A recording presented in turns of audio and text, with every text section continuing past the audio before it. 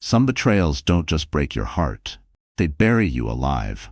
Sometimes it's not a stranger who destroys you, but the people you trusted most. Buried alive by her husband and his mistress, a wife was saved by a stranger who would change everything.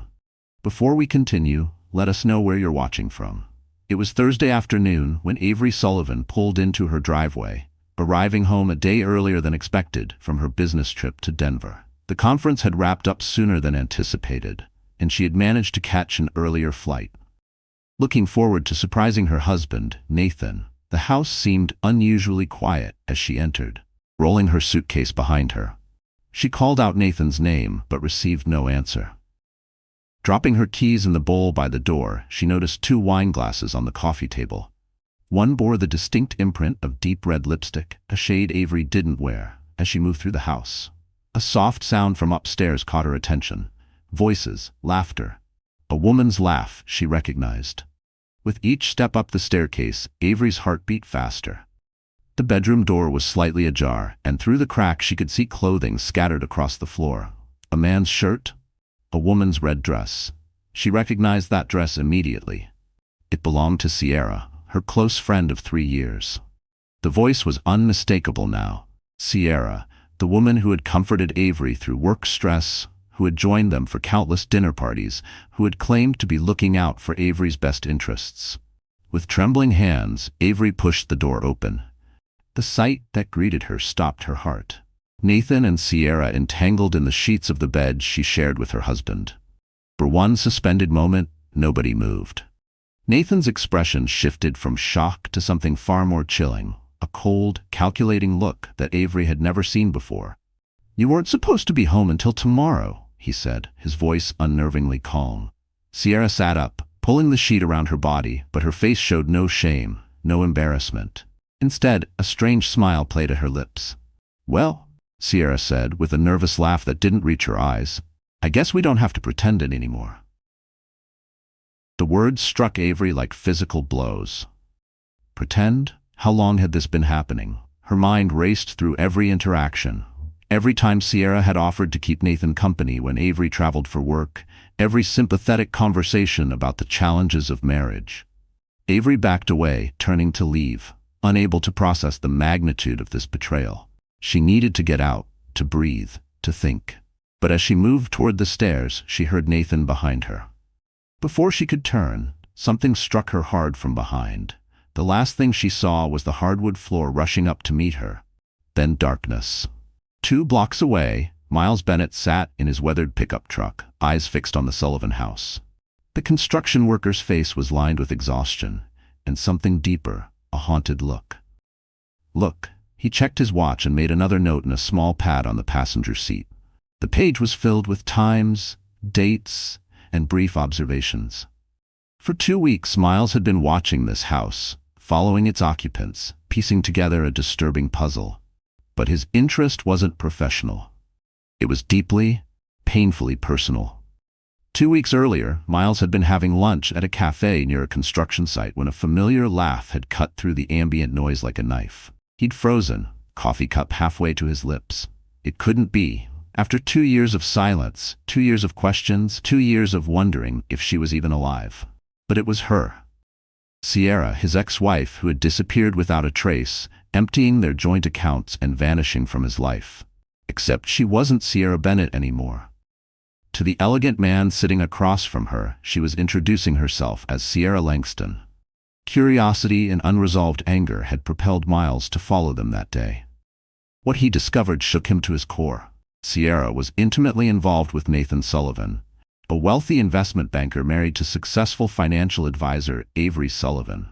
Over days of surveillance, Miles had overheard fragments of their conversations in parking lots and parks, whispered exchanges about eliminating an obstacle and starting fresh once she's gone. The cold calculation in his ex-wife's voice had chilled him. Miles knew Sierra was capable of manipulation and deception. She'd proven that when she'd cleaned him out and disappeared. But murder? Was that what they were planning? Now sitting in his truck, Miles watched as Nathan's black SUV pulled out of the garage. Through the windshield, he could see both Nathan and Sierra in the front seats. But something in the back of the vehicle caught his attention, a large, heavy mass wrapped in what appeared to be a tarp. His blood ran cold. The conversation about eliminating an obstacle replayed in his mind. With shaking hands, he started his truck and followed at a safe distance as Nathan drove into the darkening evening.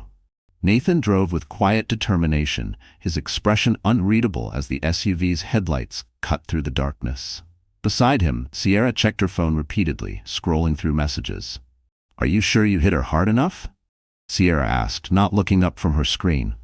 "She went down immediately. Didn't move when I wrapped her up." Nathan's voice was detached, clinical. "The sedative in her system will keep her under for hours anyway."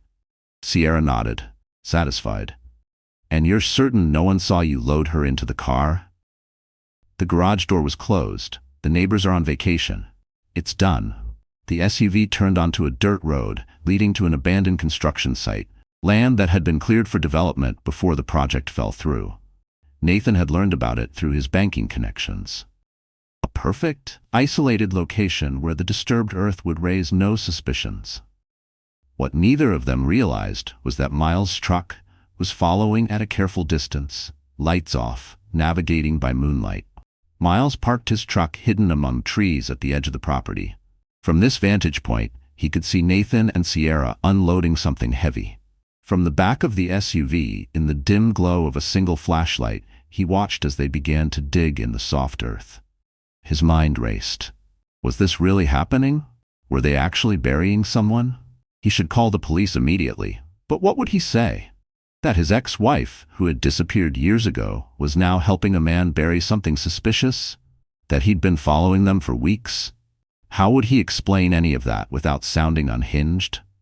As he debated with himself, he saw them lower the wrapped bundle into the hole they'd dug. The flashlight illuminated their faces. Nathan looked determined, Sierra almost eager. Their voices carried faintly through the still night air.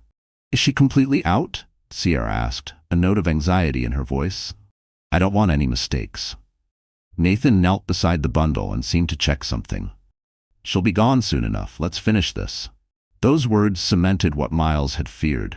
This wasn't some strange midnight delivery or eccentric behavior. They were burying a person, a living person. He watched as they shoveled dirt quickly over the bundle, working with efficient movements that suggested this had been carefully planned. Within 20 minutes, the grave was filled and the surface roughly smoothed over. Nathan and Sierra returned to the SUV, not bothering to look back at the freshly disturbed earth. The headlights came on and the vehicle pulled away, leaving the site in darkness once more. Time had lost all meaning in the darkness of the coffin. That was Avery's first sensation as consciousness returned, a bone-deep cold that seemed to radiate from beneath her. Her head throbbed where Nathan had struck her, and when she tried to move her hands to touch the tender spot, she discovered they were bound together with rope. Disoriented and terrified, she forced her eyes open but saw nothing but absolute darkness. For a moment, she wondered if the blow had blinded her. Then, as her other senses sharpened, she became aware of the confined space. Her shoulders brushed against walls on either side. When she tried to sit up, her forehead struck a hard surface just inches above her. Panic surged through her body as the horrifying reality became clear. She was in a box. A wooden box. A coffin. Avery had no way to know if minutes or hours had passed since she'd regained consciousness. She forced herself to breathe slowly, conserving oxygen. "Think, Avery. Think. What do you have? What can you use?" Her hands, though bound, could still move. She felt through her pockets and discovered her phone was still there. With trembling fingers, she managed to extract it. The screen illuminated the small space momentarily, blinding her after the complete darkness. No signal, of course. Not here. Not with who knows how much earth separating her from the surface, 5'6". But the phone provided light, and light meant she could better assess her prison. The coffin was crudely made, with visible nails and uneven planks. She noticed one section where the wood seemed thinner, possibly a knot in the lumber. Using her bound hands, she began searching for anything else she might use as a tool. Her fingers found her hair clip, the one Nathan had given her on their anniversary last year. The irony wasn't lost on her as she worked it free from her hair. She also discovered her wedding ring, the large diamond solitaire that had once symbolized their love. Now it would serve a different purpose. Using the ring and the hairpin, she began working at the ropes binding her wrists. It was painstaking work in the confined space, but she had nothing but time, and simultaneously, no time at all, as the oxygen gradually depleted. After what seemed like an eternity, she felt the ropes loosen. With a final tug, her hands came free. The small victory gave her a surge of hope. She immediately turned her attention to the weak spot in the wood she'd identified. Using her wedding ring as a makeshift tool, she began to chip and scrape at the wood. Dirt filtered in with each movement, sprinkling across her face. But she didn't stop. Her fingernails broke and bled as she clawed at the wooden planks, driven by a primal need to survive. The phone's battery indicator showed less than 20% remaining. She would soon be plunged back into darkness. The thought spurred her to work faster, ignoring the pain in her bleeding fingers. After Nathan and Sierra left, Miles remained in his truck, paralyzed by indecision. What had he just witnessed? What should he do? Call the police? Follow Nathan and Sierra? Or was he misinterpreting what he'd seen? No, the words had been clear. She'll be gone soon enough. Someone was in that makeshift grave. He thought of Sierra, the woman he'd once loved, who had shared his bed and his life for 3 years before disappearing. Had she always been capable of this level of cruelty? Had he been blind to her true nature? Or had something changed her in the years since she'd left him? These questions circled in his mind, but one truth cut through the confusion. If someone was buried in that grave, every second he hesitated meant less chance of their survival. With shaking hands, he grabbed a flashlight from his glove compartment and stepped out of his truck. The night air was cool against his face as he made his way toward the disturbed earth. Standing over the gravesite, he hesitated once more. What if he was wrong? What if he dug up an empty hole, or worse, something illegal that would implicate him? But then, just as he was about to turn back, he heard it, a faint, rhythmic tapping sound coming from beneath the earth. Someone was alive down there. Someone was fighting to survive. All hesitation vanished. Miles fell to his knees and began digging frantically with his bare hands, scooping away the loose soil. When his fingers cramped from the effort, he looked around desperately and spotted a discarded shovel nearby. Nathan and Sierra had been careless in their haste to leave. Grabbing the shovel, Miles dug with renewed vigor, the blade cutting through the earth much faster than his hands had managed. After several minutes of frenzied digging, his shovel struck something solid. Wood. He cleared more soil away, revealing crude wooden planks. The tapping had stopped. But when he pressed his ear to the wood, he could hear movement inside. Faint but unmistakable. "Hello?" he called out. "Can you hear me? I'm going to get you out." From within came a weak voice, barely audible. "Help, please." Using the shovel's edge, Miles pried at the wooden lid. The nails groaned as they pulled free from the damp wood. With a final heave, he lifted the makeshift coffin lid. Inside lay a woman, her face streaked with dirt and tears, hands bloody from her efforts to escape, her eyes wide with desperation and disbelief, squinting against the beam of his flashlight. How did you find me?" she whispered, her voice raspy. Miles reached down into the grave, unsure how to explain his presence or his knowledge. "Let's get you safe first," he said, gently lifting her from the crude coffin. "My name is Miles. You're going to be okay now." As he carried her to his truck, she drifted in and out of consciousness, murmuring incoherently about betrayal, about her husband. Miles placed her carefully in the passenger seat, covering her with his jacket. Her skin was cold to the touch, her pulse weak but steady. Turning the heat on full blast, he pulled away from the construction site and headed toward the hospital, constantly checking to ensure she was still breathing. Who was this woman? What was her connection to Sierra? And how would he explain finding her buried alive, without revealing his own complicated past? As these questions tumbled through his mind, one certainty remained. He couldn't fail this woman the way he had failed to see Sierra's true nature years ago. Whatever it took, he would make sure she survived this night.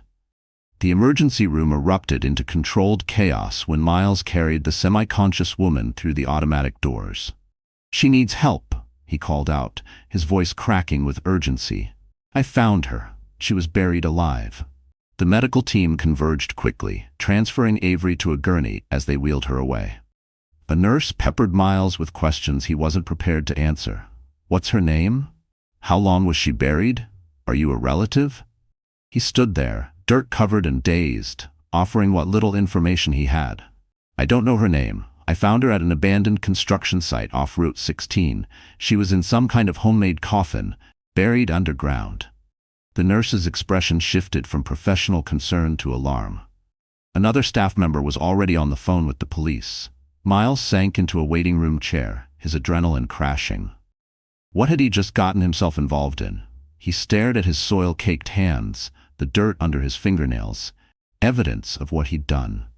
What he'd seen. His phone rang, startling him. The screen showed his foreman's name. He was 3 hours late for his shift at the construction site.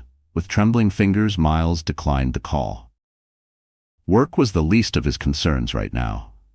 Detective Jordan Rise arrived 40 minutes later, her sharp eyes scanning the waiting room before settling on Miles. Something about his posture, the tension in his shoulders, the vigilance in his eyes, despite his exhaustion, told her he was the one she needed to speak with. "Mr. Bennett?" she asked, approaching and showing her badge. "I'm Detective Rise. I understand you brought in a woman you found buried?" Miles nodded, standing to meet her gaze. "That's right. Why don't we find somewhere more private to talk?" In a small consultation room, Miles recounted finding the woman buried at the construction site, carefully editing out his surveillance of Nathan and Sierra. He portrayed it as a coincidence. He'd been driving by and noticed suspicious activity, then returned to investigate after the couple left. Detective Reyes listened without interruption, her expression neutral. But her eyes missed nothing. The way Miles' gaze shifted when explaining why he was in the area, the dirt ground into his work clothes, the raw skin on his hands from frantic digging. "And you've never seen this woman before tonight?" she asked when he finished. "Never," Miles replied, maintaining eye contact despite the partial lie. He'd never met her, true, but he'd seen her from a distance during his surveillance. Reyes nodded, making notes. "The woman you rescued is Avery Sullivan. Her condition is serious but stable. Dehydration, mild hypothermia, oxygen deprivation, and a concussion from a blow to the head." She watched Miles carefully as she added, "We're trying to locate her husband, Nathan Sullivan. He's not answering calls, and neighbors report his car has been gone since yesterday." Miles's expression remained neutral, despite the surge of anger he felt at Nathan's name. "I hope you find him," he said evenly. "She needs to know who did this to her." "Indeed," Reyes replied, studying him. "We'll need you to show us exactly where you found Mrs. Sullivan, and I'm going to need your contact information. We'll have more questions as the investigation progresses." As they exchanged information, a nurse appeared at the door. "Detective, Mrs. Sullivan is awake and asking to see the man who found her." Avery lay propped against pillows, an IV in her arm, and monitoring equipment surrounding her bed. The harsh hospital lighting emphasized the pallor of her skin, the dark circles under her eyes, and the bandages on her lacerated hands. But her gaze was alert, focused, as Miles and Detective Reyes entered. "You're the one who found me," she said. Her voice raspy but certain. Miles nodded, suddenly uncomfortable under her intense scrutiny. "Yes, I'm Miles Bennett. How did you know where I was?" The directness of her question caught him off guard. Before he could formulate a response, Detective Reyes interjected. "Mrs. Sullivan, I understand this is important to you, but you've been through a traumatic experience. Perhaps we should focus on your immediate welfare first." But Avery's eyes never left Miles's face. "Nothing is more important than understanding how I ended up alive instead of suffocating in that box. My husband put me there." The room fell silent at her blunt assessment. No shock, no denial, just cold certainty. "You know it was your husband?" Reyes asked carefully. Avery's laugh held no humor. "Detective, I caught my husband in bed with my friend Sierra. When I turned to leave, he struck me from behind. The last thing I heard before losing consciousness was Sierra asking if he'd taken care of it." Her voice broke slightly. 5 years of marriage, and he put me in the ground without hesitation. Reyes's expression hardened. "We'll find him, Mrs. Sullivan. I promise you that." "And Sierra Langston?" Avery asked. "She was part of this too." At the mention of Sierra's name, Miles couldn't hide his reaction, a slight tensing that didn't escape Avery's notice. "You recognize that name," she said, not a question, but a statement. Miles hesitated, aware of Reyes watching him closely. "I should go," he said, stepping toward the door. "You need to rest, and I'm sure the detective has more questions for you." "Wait," Avery called, her voice stronger than seemed possible given her condition. "You saved my life. I deserve to know why you were there. No one just happens to check freshly dug earth in an abandoned construction site in the middle of the night." The room fell silent as Miles stood frozen, caught between escape and confession. Detective Reyes subtly moved her hand closer to her weapon, her posture shifting as she reassessed the situation. "Mr. Bennett," Reyes said carefully, "is there something you haven't told us?" Miles closed his eyes briefly, then turned back to face them. "Sierra Langston isn't who you think she is," he said finally. 2 years ago, she was Sierra Bennett, my wife." Detective Reyes paced the corridor outside Avery's room, phone pressed to her ear. "I need everything we have on Sierra Langston, and I need a search for any records of a Sierra Bennett. Yes, that's right. And put out an APB for Nathan Sullivan and this Sierra woman. Consider them armed and dangerous." Inside the room, Avery and Miles sat in uncomfortable silence, two strangers connected by an unimaginable circumstance and a woman who had betrayed them both. "Your wife?" Avery finally said, her voice flat. "The woman who helped my husband try to murder me was your wife." "Ex-wife," Miles corrected. "She disappeared 2 years ago, emptied our bank accounts and vanished. I hadn't seen her since, until 2 weeks ago." Avery's eyes narrowed. 2 weeks ago? And you didn't think to warn me that my friend was actually a con artist who might be planning something? "I didn't know you," Miles defended. "I didn't know what they were planning, I just knew something wasn't right. I followed them, tried to figure out what was happening." "You followed them?" Avery's voice grew harder. "For 2 weeks, you watched them plot my murder, and you did nothing?" The accusation hung in the air between them, and Miles had no defense. She was right. He should have done something sooner.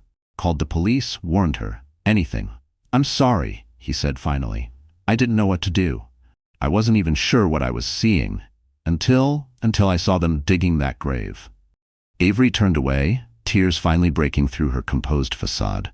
5 years, she whispered. "I gave him 5 years of my life. I trusted him with everything, my heart, my future, my finances." She looked back at Miles, eyes blazing through tears. "Did you know she tried to kill you too? When she left?" The question caught him off guard. "What? Sierra?" "When she cleaned out your accounts and disappeared. That wasn't just theft. That was her trying to destroy you. Financial homicide."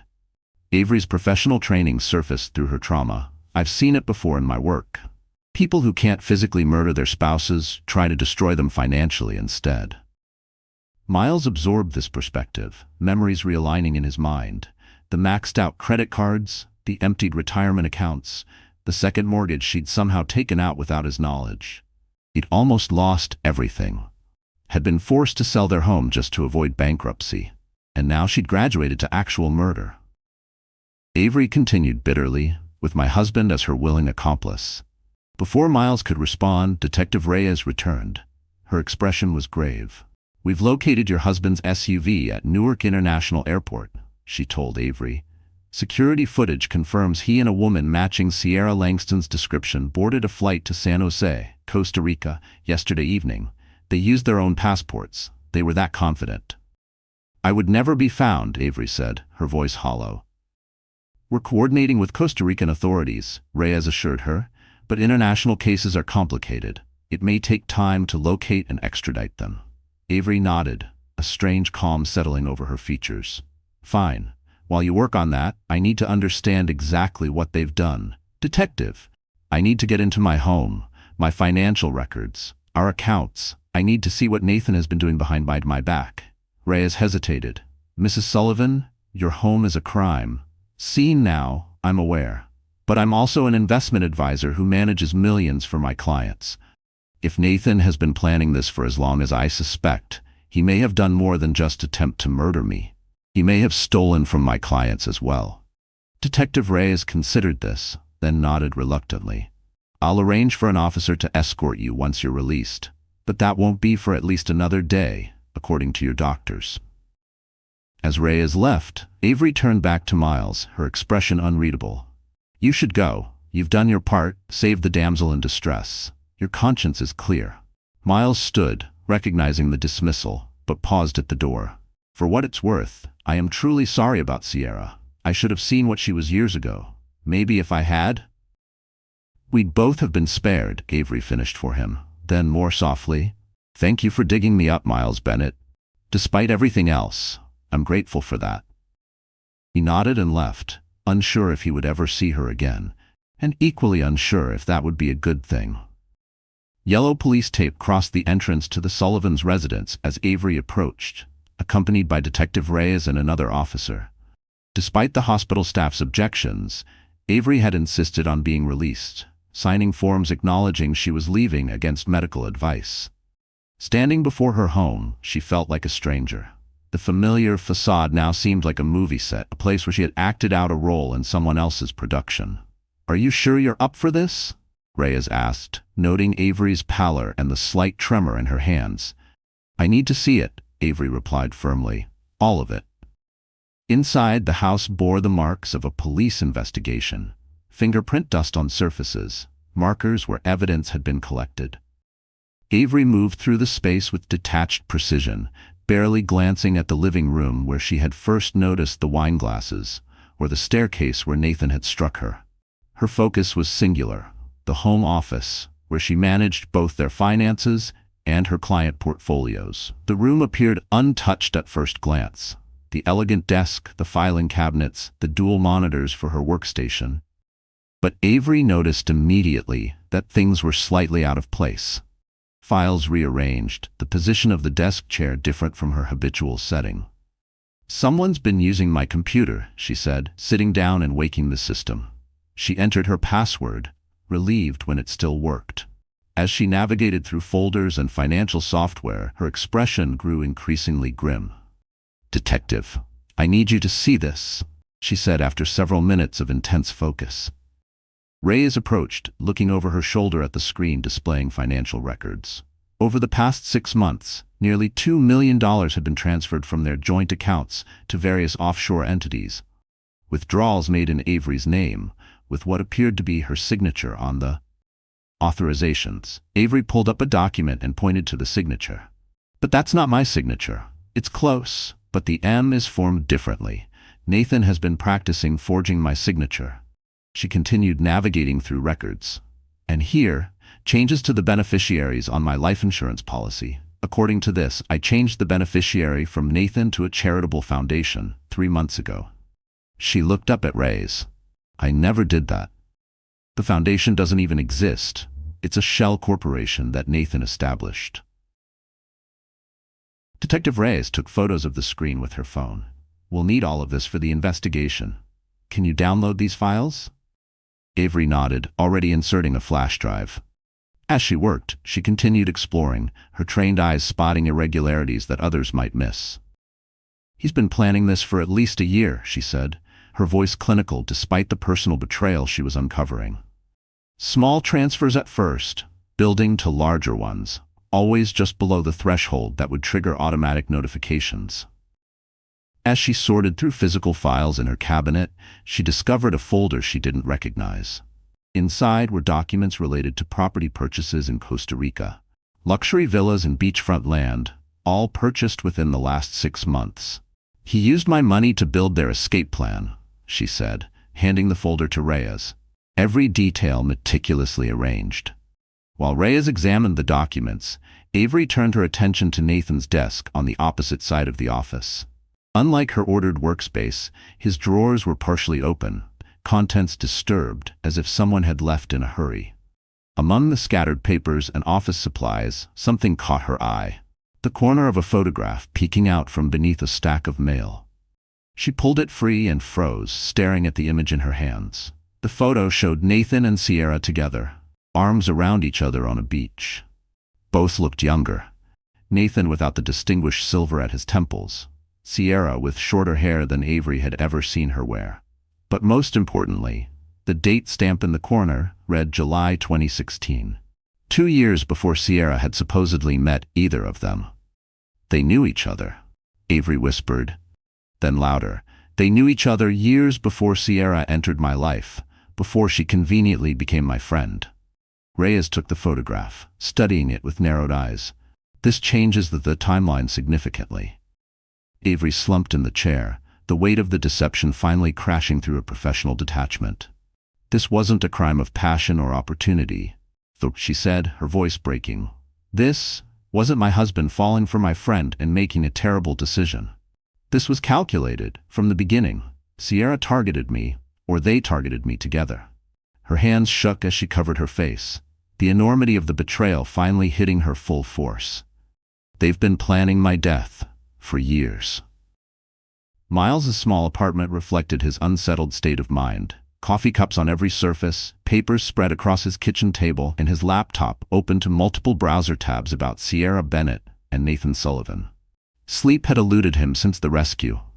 Every time he closed his eyes, he saw Avery's face as he'd lifted her from that makeshift coffin, the desperate hope in her eyes, the disbelief at being found. And behind those images, Sierra's face as he'd known her years ago, laughing across their dinner table, telling him she loved him. Had any of it been real? A knock at the door startled him from these thoughts.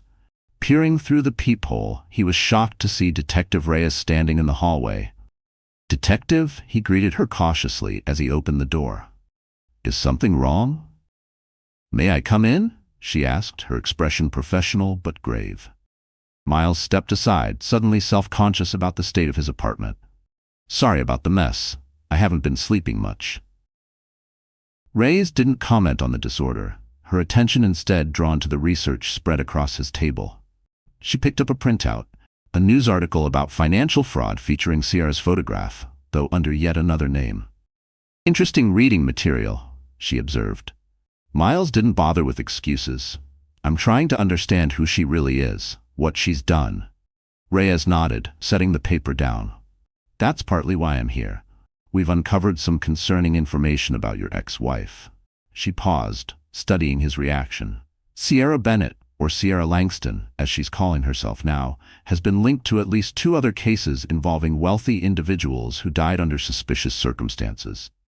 The information hit Miles like a physical blow. What? In 2015, a retired investment banker named Howard Wilson died in what appeared to be a boating accident in Florida.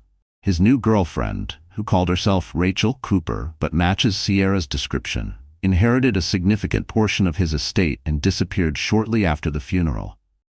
Reyes continued, her tone matter of fact, but her eyes watching Miles carefully. In 2017, a Seattle tech executive named Daniel Pratt died of apparent carbon monoxide poisoning in his home. His fiancée, Diana Carter, collected on a recently updated life insurance policy and vanished. Miles sank into a chair, the implications overwhelming him. "She's a serial killer," he whispered. "We don't have definitive proof connecting her to those deaths, yet," Reyes cautioned. "But the pattern is concerning, to say the least."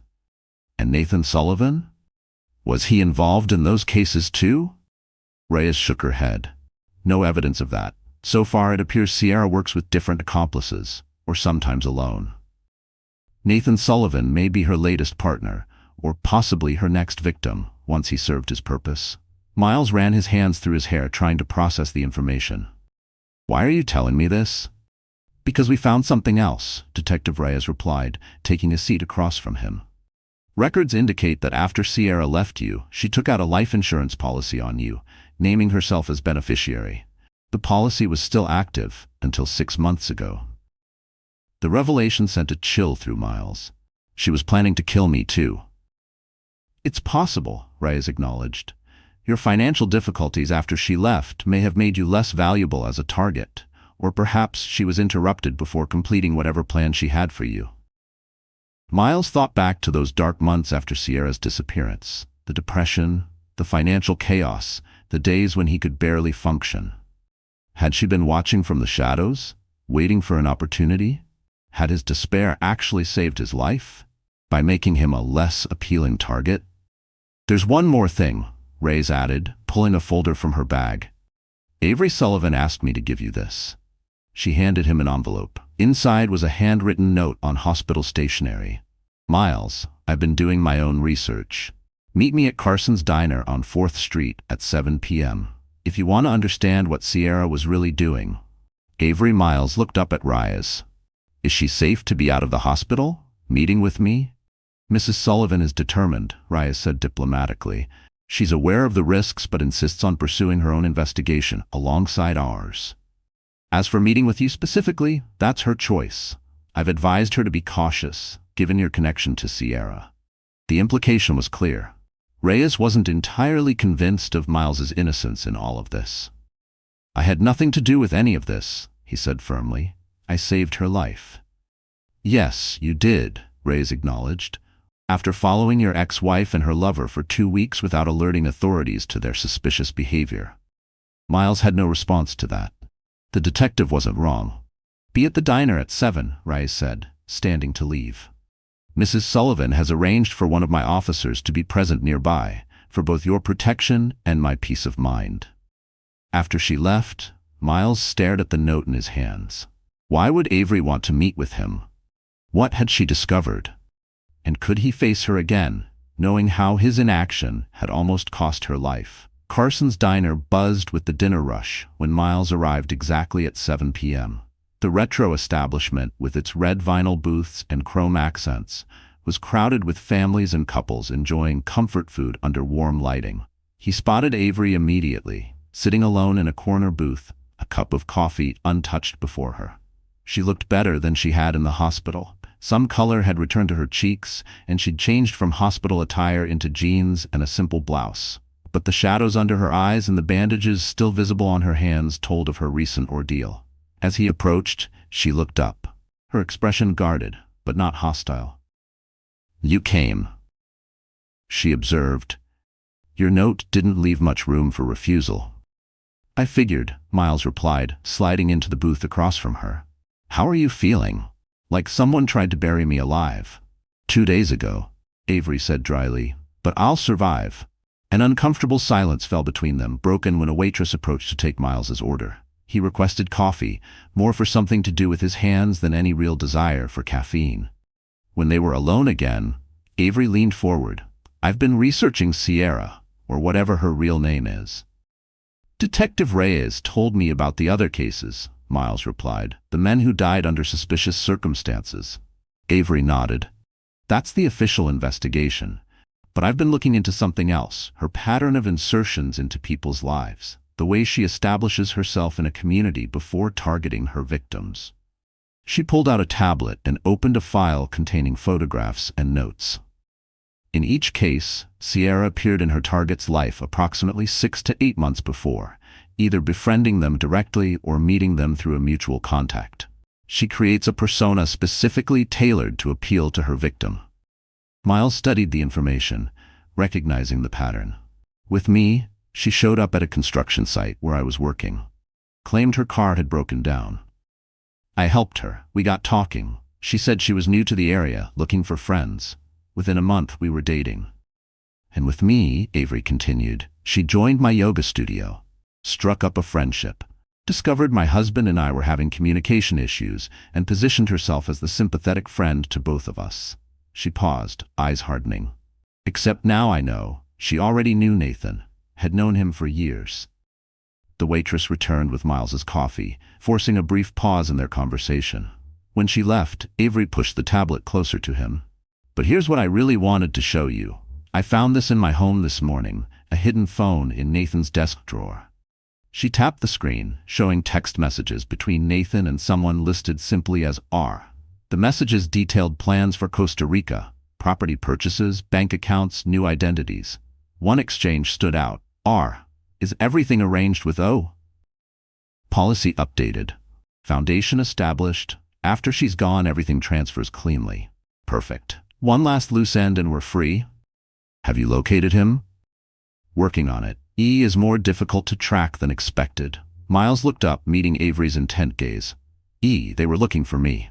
That's my guess, she confirmed. You were the loose end, the one person who might recognize Sierra for who she really is. Nathan was trying to locate you, probably to eliminate you too. The realization sent a chill through Miles. All those months of struggling to rebuild after Sierra's betrayal, I never considered I might still be in her crosshairs. But why now? He wondered aloud. It's been 2 years since she disappeared. Because of me, Avery said simply. I'm her biggest score. My investment portfolio, our properties, my life insurance, altogether nearly $7 million. With that kind of money at stake, she couldn't risk you recognizing her and warning me. Miles absorbed this information, the pieces falling into place. That's why they buried you instead of making it look like an accident. They needed to ensure your body wouldn't be found until they were safely out of the country. Avery nodded grimly. And they're still in Costa Rica, thinking they've succeeded. Detective Reyes says the local authorities have located them at a villa near Tamarindo Beach, but they're being cautious about approaching. International arrests are complicated. She leaned forward, her voice dropping lower. But I'm not waiting for the legal system to run its course. I'm going to Costa Rica. Miles stared at her in disbelief. You can't be serious. I've never been more serious about anything in my life, she replied, her expression resolute. I've booked a flight for tomorrow morning. I've spoken with the detective in charge of the Costa Rican investigation. I want to be there when they're arrested. I need to see their faces when they realize I'm alive. That's insane, Miles protested. It's dangerous. What if they realize you're there before the police can arrest them? That's a risk I'm willing to take. Her eyes held a determination that broke no argument. I spent hours in that coffin, Miles. Hours believing I would die there, buried by the man who vowed to love me forever. I will not hide in fear while they enjoy the life they built on my planned death. Miles understood her resolve, even as he worried for her safety. Why are you telling me this? Avery held his gaze steadily. Because I want you to come with me. The request stunned him into silence. You have as much right to see justice served as I do, she continued. More importantly, you know Sierra in ways I don't. You might notice things, behaviors or patterns, that could be crucial if things don't go as planned. If things don't go as planned, Miles repeated slowly. You mean if they somehow evade arrest? Avery's expression hardened. I mean, I'm not coming home without seeing them in handcuffs, one way or another. The determination in her voice concerned him. What exactly are you planning, Avery? Justice, she said simply. Nothing more, nothing less. She glanced at her watch. I need your answer now. The flight leaves at 8 a.m. tomorrow. I have a ticket reserved in your name, if you want it. Miles hesitated, weighing the risks against his own need for closure. The thought of facing Sierra again after all this time filled Miles with a complex mix of dread and necessity. Perhaps this was the only way to truly free himself from her shadow. I'll go, he said finally. But we do this carefully. We work with the police. No vigilante justice, no matter how deserved it might be. Relief flickered across Avery's face. Thank you, she said, extending her hand across the table. I know this isn't easy for you either. As their hands met, an unexpected connection formed between them. Two people bound not by choice, but by survival and a shared betrayal. Neither could have anticipated how this alliance would transform them both in the days to come.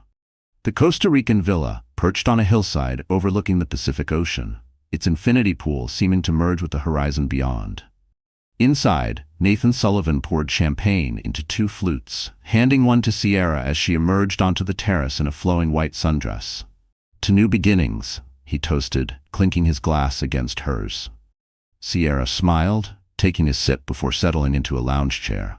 And problems permanently buried, she added with a smirk. The double meaning hung in the air between them, a shared secret that bound them together in complicity. Nathan gazed out at the ocean, his expression contemplative, despite their luxurious surroundings. I keep expecting my phone to ring, he admitted. Some notification from the security system, or the bank. It feels strange that it's actually done. Sierra reached for his hand, her touch reassuring.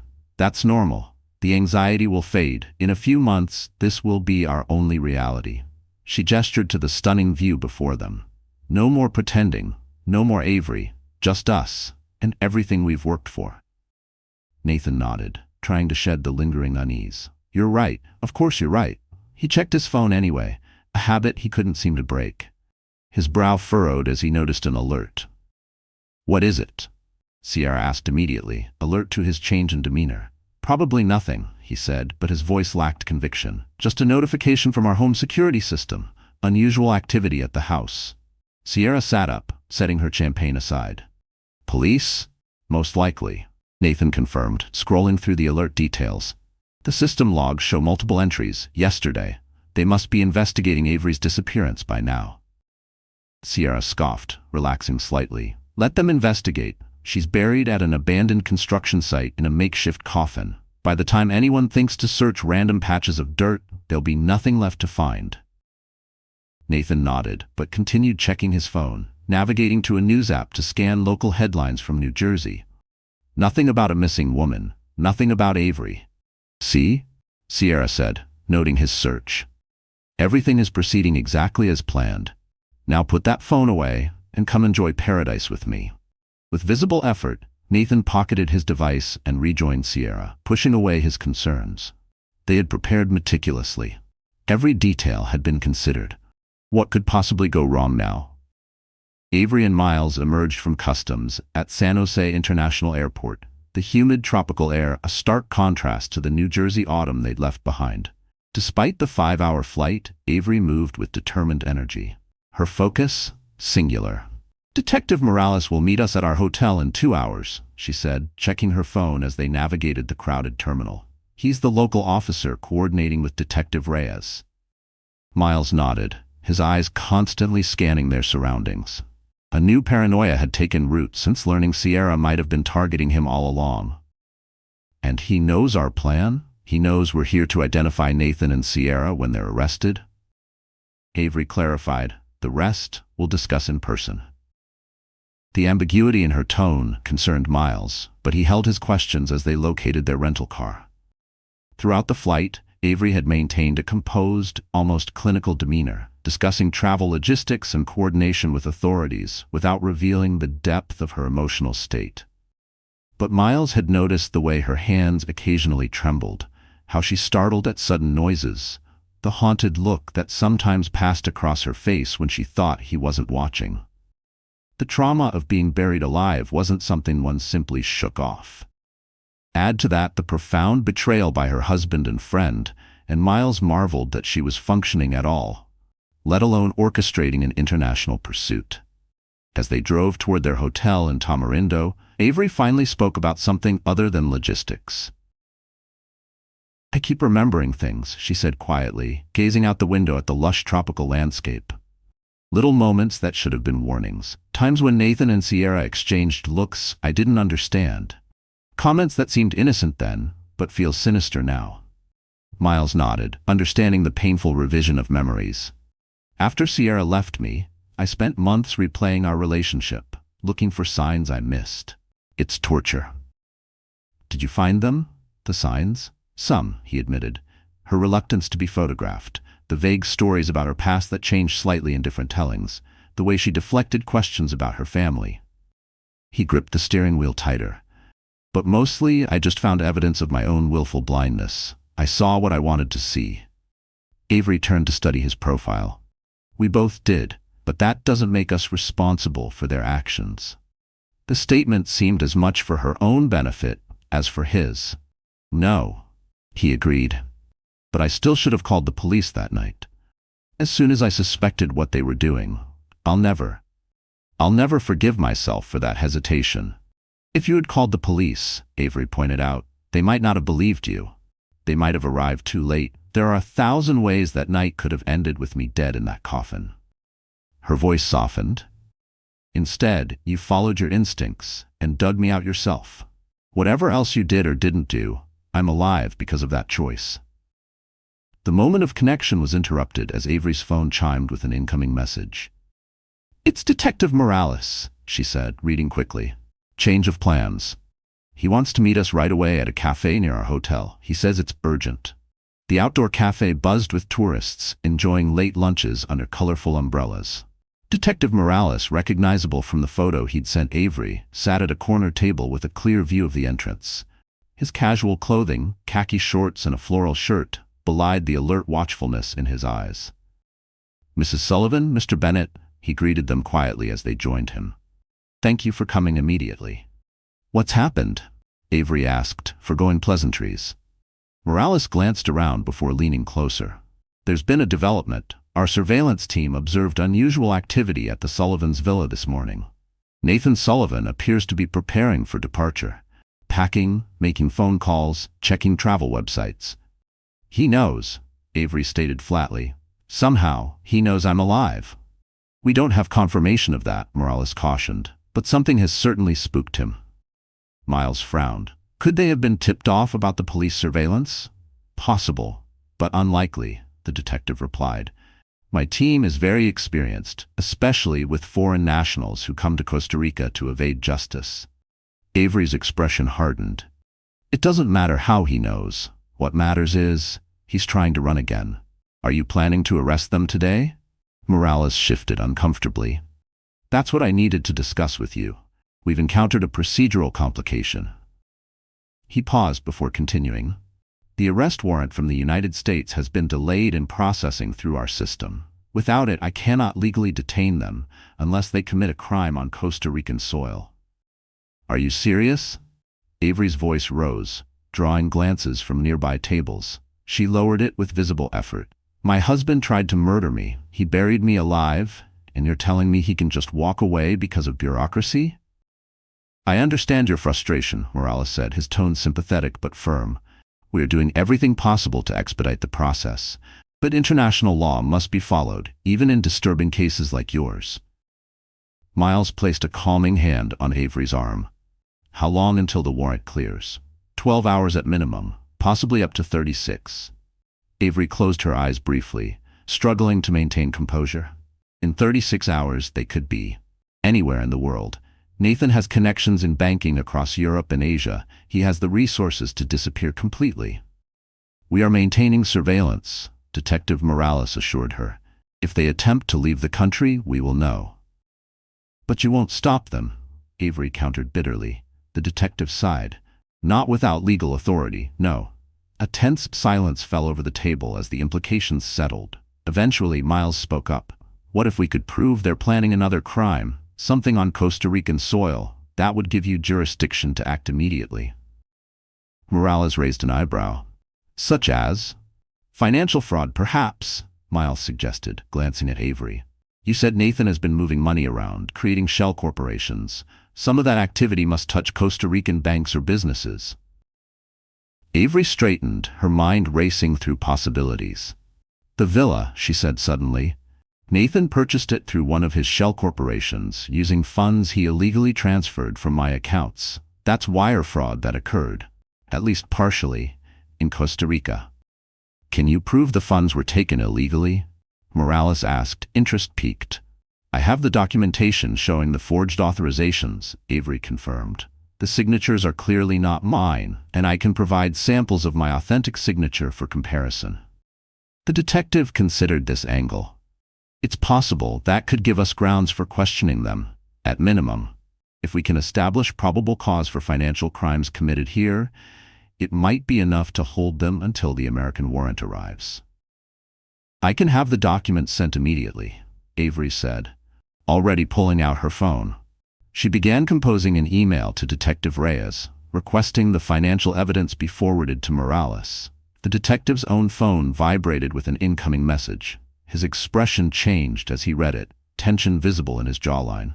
Mrs. Sullivan, he said carefully. Does your husband know what you look like now? The strange question halted Avery's typing. What? Your current appearance, Morales clarified. Your hair is different from your passport photo. Would Nathan recognize you at a glance? Understanding dawned on her face. You think he's seen me somewhere. That's how he knows. Morales turned his phone to show them a security camera image from the airport. One of my officers was reviewing surveillance from the airport, standard procedure when we're monitoring potential flight risks. You were captured clearly on camera upon arrival. But how would Nathan see that footage? Miles asked. He wouldn't, Morales confirmed. But our system recently experienced a cybersecurity breach. Nothing major was compromised, but certain immigration and security databases were accessed by unknown parties. Avery's eyes widened. Nathan has contacts in international banking, she said, finishing the thought. Avery said, the pieces connecting. He could easily know people capable of accessing those systems. If he's been monitoring incoming flights from the US, looking for any sign of investigation. He might have spotted you, Morales finished gravely. And if he did, then he knows I escaped, Avery whispered. The implications hung heavy in the tropical air. And if he knows I'm alive, she continued, he knows I can testify against him. He's desperate now, Miles said, feeling a chill despite the heat. A desperate man is unpredictable, dangerous. Morales nodded in agreement. I'm going to assign officers to protect you both while you're here. Until we can make arrests, you should consider yourselves potential targets. Before any of them could continue, Avery's phone chimed with an incoming email. She glanced down, then froze, her face draining of color. Avery? Miles prompted, concerned. Wordlessly, she turned the phone so both men could see the screen. The email had no text, just an image attachment. It showed their current location, the cafe table where they sat, photographed from across the street. The message had been sent from Nathan's email account. He's watching us right now, she whispered. Morales immediately stood, hand moving toward the concealed weapon under his shirt as he scanned the surrounding area. We need to move you to a secure location immediately. The small boutique hotel on the outskirts of Tamarindo offered little luxury, but provided what they needed most: anonymity. Morales had arranged the new accommodations quickly, escorting Avery and Miles through a service entrance while his colleagues surveilled the surrounding streets.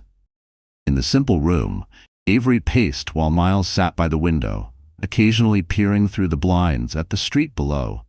Morales had left them with a junior officer positioned in the hallway outside their door, promising to return once he'd coordinated with his team. He's toying with us, Avery said, her voice strained but controlled, letting us know he's one step ahead. Miles watched her movements, concerned by the combination of exhaustion and intensity in her demeanor. You should rest, he suggested gently. You're still recovering from trauma, and this stress isn't helping. She shot him a look that immediately silenced further advice. I'll rest when they're in custody. A knock at the door heightened their tension until Morales's voice identified him. Miles checked through the peephole before opening the door. The detective entered, accompanied by a female officer carrying a laptop. We've identified how they spotted you, he explained without preamble. A contact at the airport security office. He's been detained and is cooperating with our investigation. Has he revealed anything about Nathan's plans? Avery asked urgently. Unfortunately, no, Morales replied. He only provided information about arriving passengers in exchange for payment. But we have some further intelligence. Morales gestured to his colleague, who opened the laptop and brought up a security camera image. This was taken 30 minutes ago at Marina Papagayo, Morales said, pointing to a grainy image of Nathan and Sierra boarding a luxury yacht. It appears they're preparing to leave by sea rather than air. Can you stop them? Miles asked. We have boats monitoring the marina, Morales replied. But as I explained earlier, without the warrant, our options are limited. His expression was apologetic but resolute.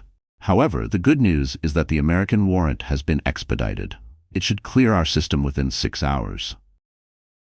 By which time they could be in international waters, Avery pointed out bitterly.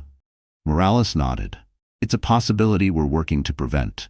We've notified the Coast Guard, and they'll monitor the yacht if it leaves the marina. As they discussed options, Avery's phone rang.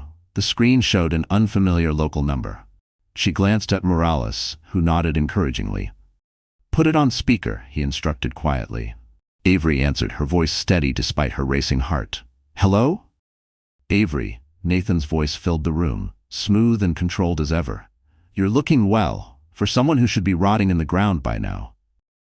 The casual cruelty of his words hung in the air as Morales frantically traced the call on his own device, signaling Avery to keep him talking. Nathan, she replied, fighting to match his calm tone. Surprised to see me? A low chuckle came through the speaker. Surprised, certainly. Impressed even. Though I must admit, I'm curious. Who dug you up? It wasn't the police. We monitored emergency channels. Someone else found you. Avery glanced at Miles, whose face had hardened at Nathan's calculating tone. Does it matter? I'm alive, and you and Sierra are going to prison.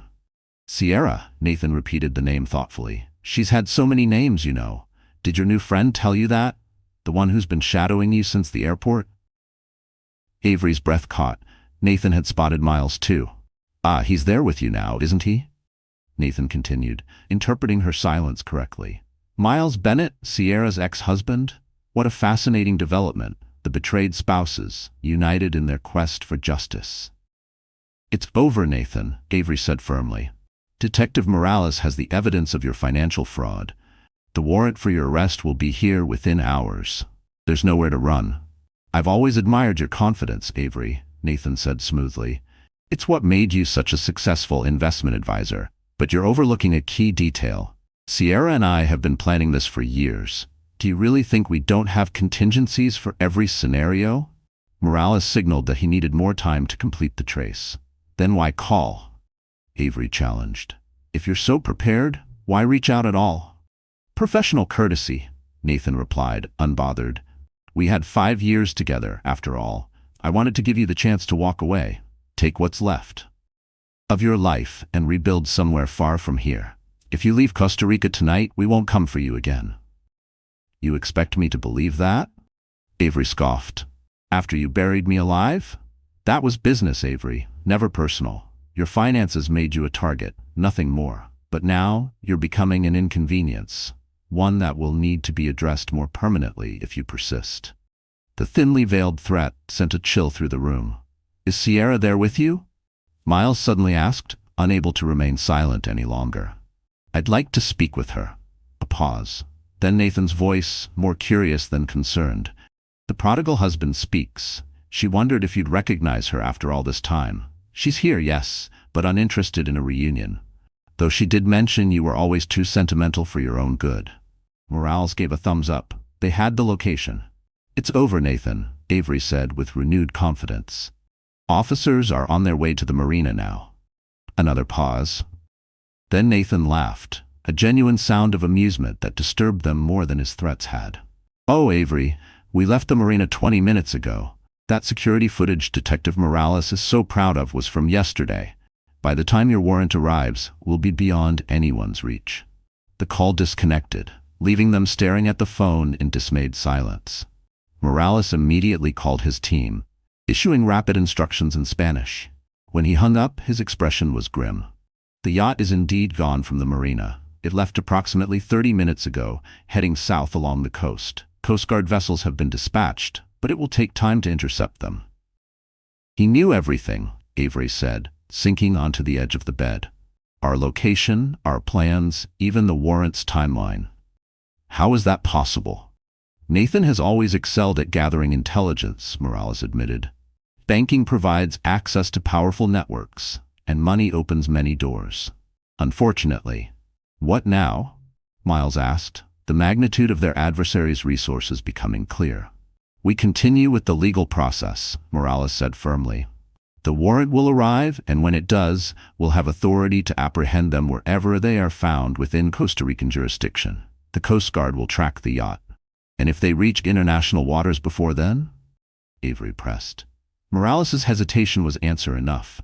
I need some air, Avery said abruptly, standing and moving toward the door. Mrs. Sullivan, Morales cautioned, it isn't safe for you to be alone. I'll stay on the hotel grounds, she promised. Just the courtyard. I need to think. After she left, an uncomfortable silence settled between Miles and the detective. She's right to be concerned, Morales finally said. Nathan Sullivan has demonstrated remarkable foresight and resources. If the yacht reaches international waters before we intercept it, our options become very limited. Miles nodded grimly. I know Sierra. If she feels cornered, she won't hesitate to eliminate any threat. And right now, Avery is the biggest threat to their freedom. And you, Morales pointed out. Nathan identified you specifically. You're as much a target as Mrs. Sullivan. Miles hadn't fully processed that reality. He'd been so focused on helping Avery achieve justice, on finally seeing Sierra face consequences for her actions, that he hadn't fully considered the danger to himself. I should check on her, he said, moving toward the door.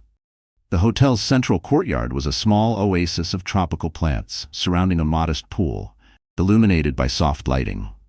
Miles spotted Avery immediately, sitting alone on a bench partially concealed by flowering shrubs. Her posture, head bowed, shoulders slumped, revealed the weight of the day's developments. "Mind some company?" he asked softly, approaching. She looked up quickly, composing her features, but not before he glimpsed the raw emotion she'd been concealing. "It's a free courtyard," she replied with forced lightness. Miles sat beside her, maintaining a respectful distance. For several minutes they sat in silence, listening to the night sounds of Costa Rica. Distant music from beachfront restaurants, the gentle splash of the pool's fountain, tropical insects calling from the surrounding foliage. "I've been thinking about that coffin," Avery finally said, her voice so quiet, Miles had to lean closer to hear. "When I first woke up in there, I was certain I would die. The terror was indescribable. But then something strange happened. As I worked to free my hands, to find a way out, the fear transformed into something else, a kind of clarity I've never experienced before." She turned to face him, her eyes reflecting the pool's soft illumination. "In that coffin, everything that didn't matter fell away. All that remained was the essential truth of who I am and what I wanted. To live. To see another sunrise. To reclaim my life from the people who tried to steal it from me." Miles nodded, understanding. Survival has a way of distilling things to their essence.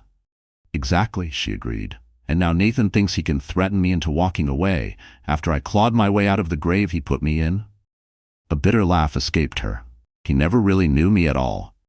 "What are you saying, Avery?" Her expression hardened with resolve. "I'm saying I didn't come all this way to wait for bureaucracy to catch up with justice. I'm saying I remember Nathan mentioning a backup property he purchased on the southern coast, a safe house he thought I didn't know about." "And?" Miles asked. "I'm saying the Coast Guard is looking for a yacht heading south because that's exactly where Nathan would tell them to look." Miles stared at her, recognition dawning. "You think they're heading north instead?" "I know Nathan," she stated with absolute certainty. "He always plans for contingencies. The southern property is a decoy. There's another location, a private cove near Playa Canal with a small dock.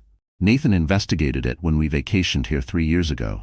He was fascinated by how isolated it was, how it could only be accessed by boat or a nearly impassable dirt road." "We should tell Morales," Miles said immediately. Avery shook her head. "And risk another leak in his department? Nathan has clearly compromised someone with access to police information. If we tell Morales, we might as well text Nathan our plans directly." "What are you suggesting?" Her eyes met his, determination etched into every feature. "I'm suggesting we go to Playa Canal ourselves, tonight. If I'm right, we can alert Morales once we've confirmed their location, when it's too late for Nathan to slip away again." The proposal was reckless, potentially dangerous. Miles should have rejected it immediately, but something in Avery's unwavering certainty resonated with him. The same certainty that had propelled him to dig at that construction site when logic said to walk away.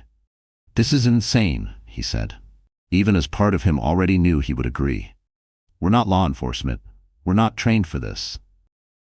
"No," she acknowledged. "But I know Nathan better than any detective. And you know Sierra. Between us, we understand how they think, how they operate." She leaned closer. "If we do nothing, they escape. If we're wrong about Playa Canal, we've lost nothing but time. But if we're right..." Miles ran a hand through his hair, weighing the risks against the finality of letting Sierra escape justice once again. "How would we even get there? Morales has officers watching the hotel." A small, grim smile touched Avery's lips. "The night manager owes me a favor. I've already arranged for a car to be waiting at the service entrance in 20 minutes. Of course she had.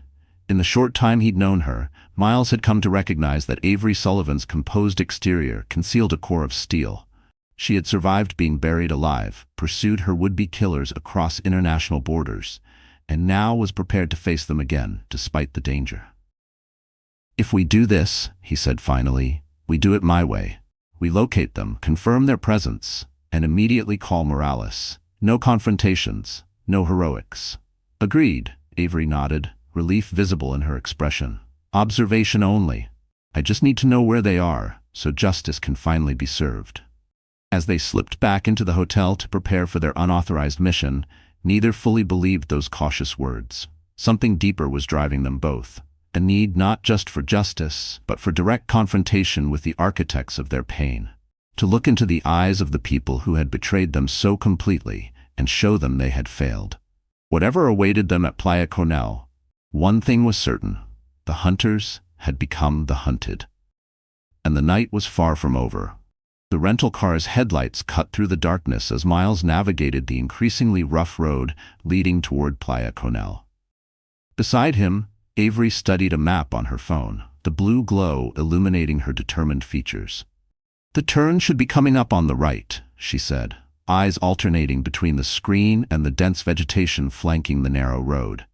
"It won't be marked, just a break in the tree line," Miles said, slowing the vehicle, peering into the darkness. "Are you sure about this location? It doesn't look like anywhere someone would keep a luxury yacht." "That's exactly the point," Avery replied. Nathan always admired places that appeared unassuming but concealed value. He called it the stealth wealth philosophy.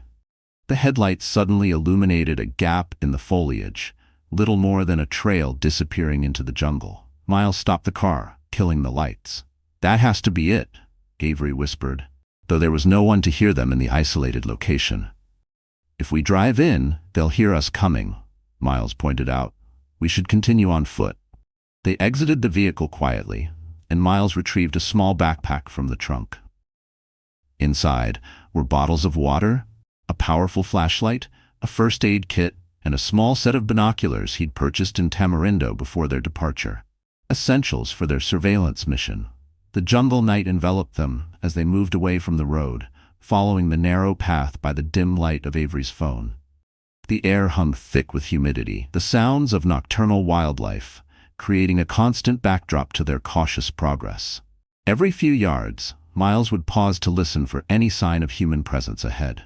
After 15 minutes of careful navigation, the dense vegetation began to thin.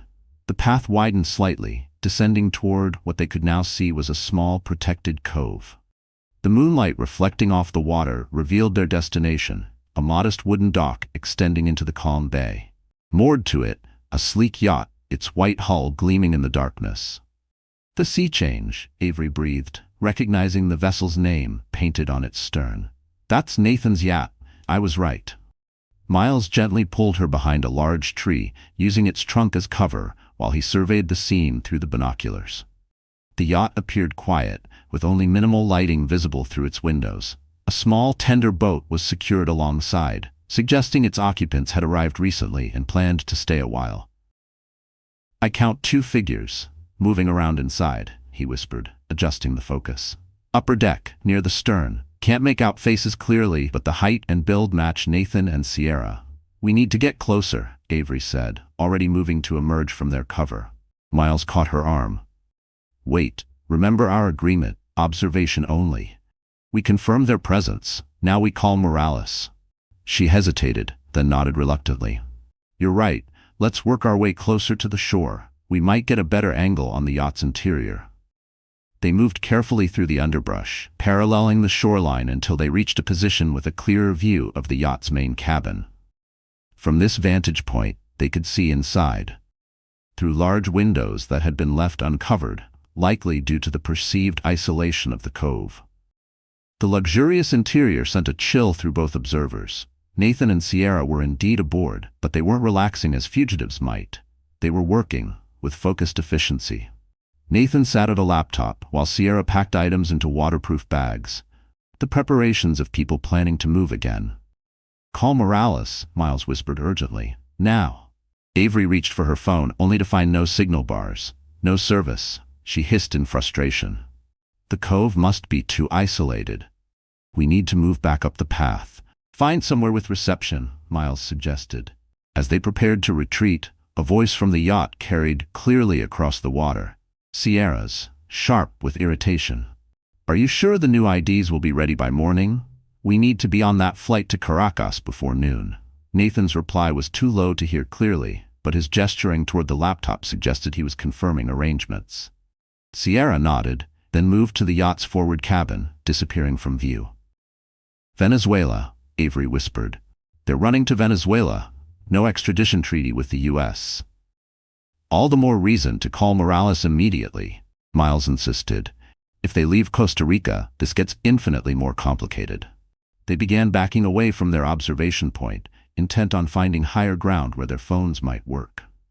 But as they turned, a beam of light suddenly cut through the darkness behind them, accompanied by the sound of movement through the underbrush.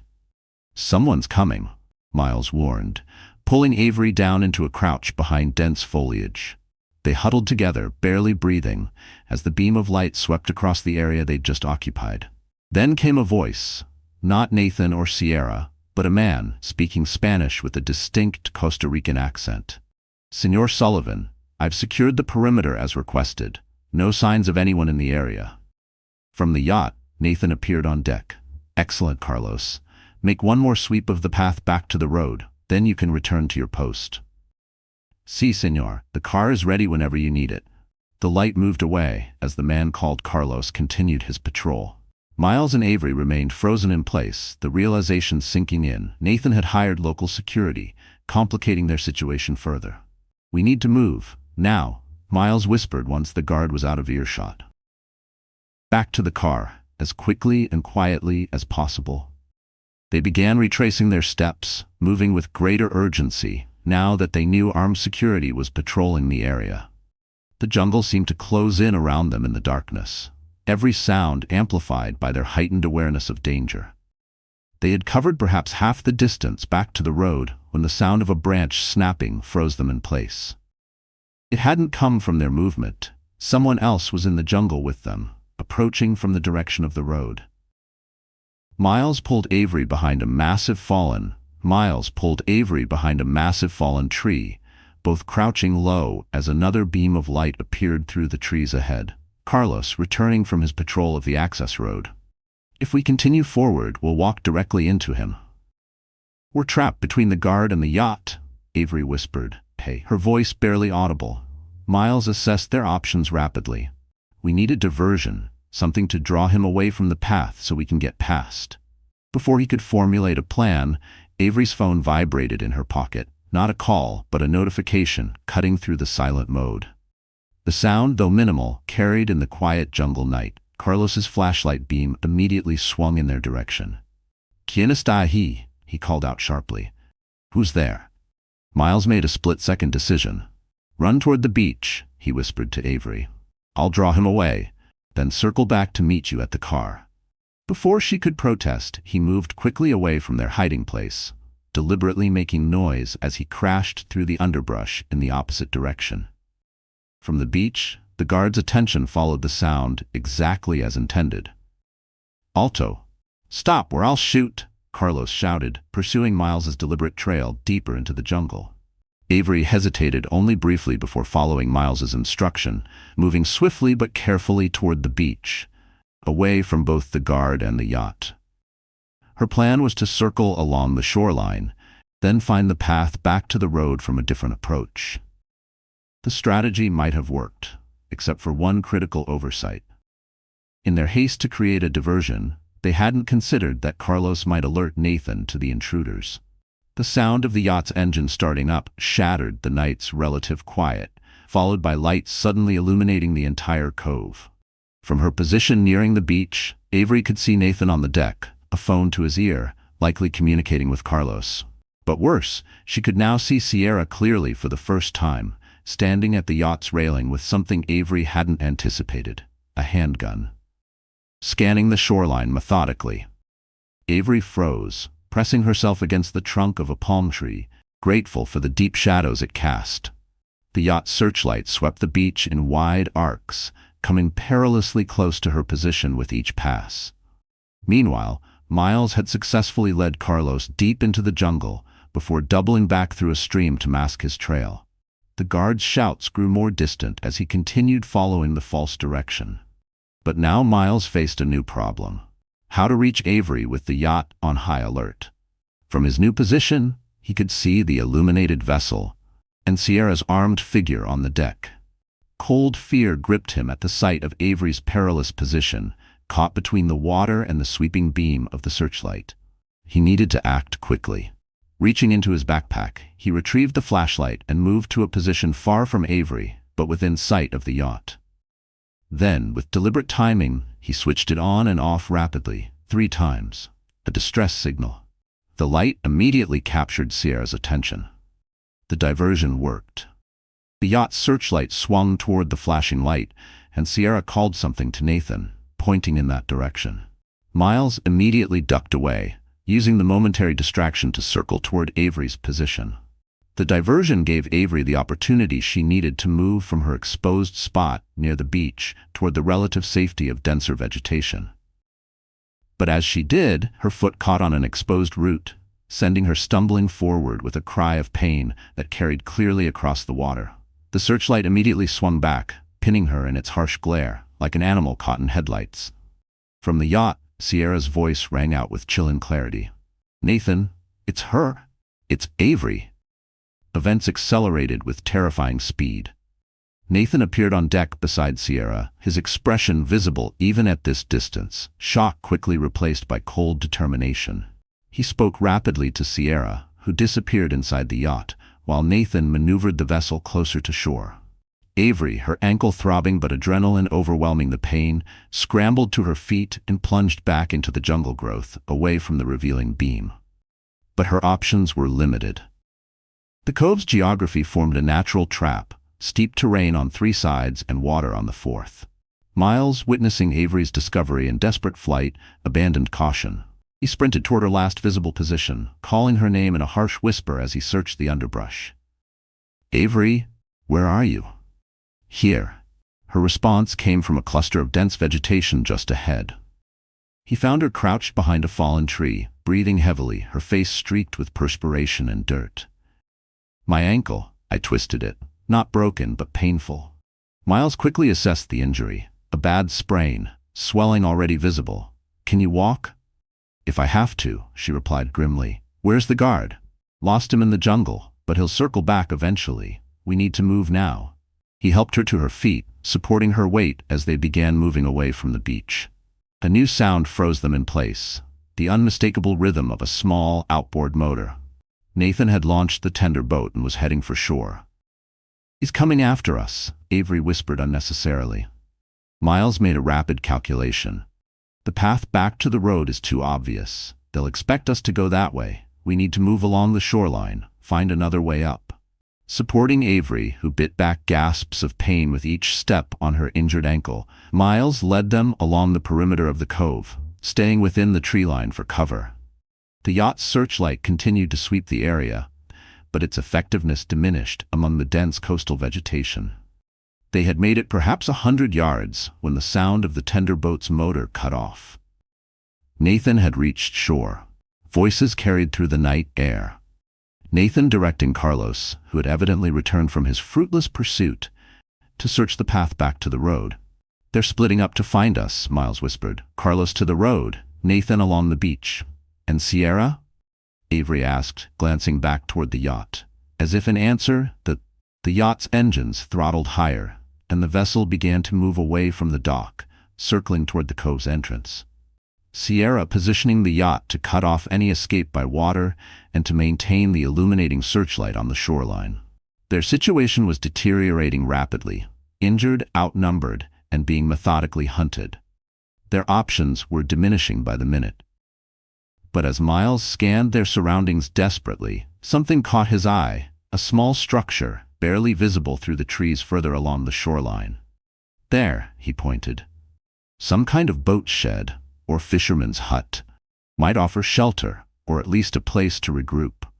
They moved toward it as quickly as Avery's injury allowed, constantly aware of Nathan's progress along the beach behind them. The structure, when they reached it, proved to be an abandoned storage shed. Its wooden walls weathered by years of tropical storms, but its roof still intact. Inside was dark and musty, filled with discarded fishing equipment and the skeletal remains of a small rowboat. Not ideal, but it offered concealment and a moment to catch their breath and reassess. "Phone?" Miles asked as soon as they'd secured the door behind them. Avery checked her device. Still no signal. He confirmed the same with a grim shake of his head. "We need a new plan. They know we're here now. They know you're alive. The element of surprise is gone."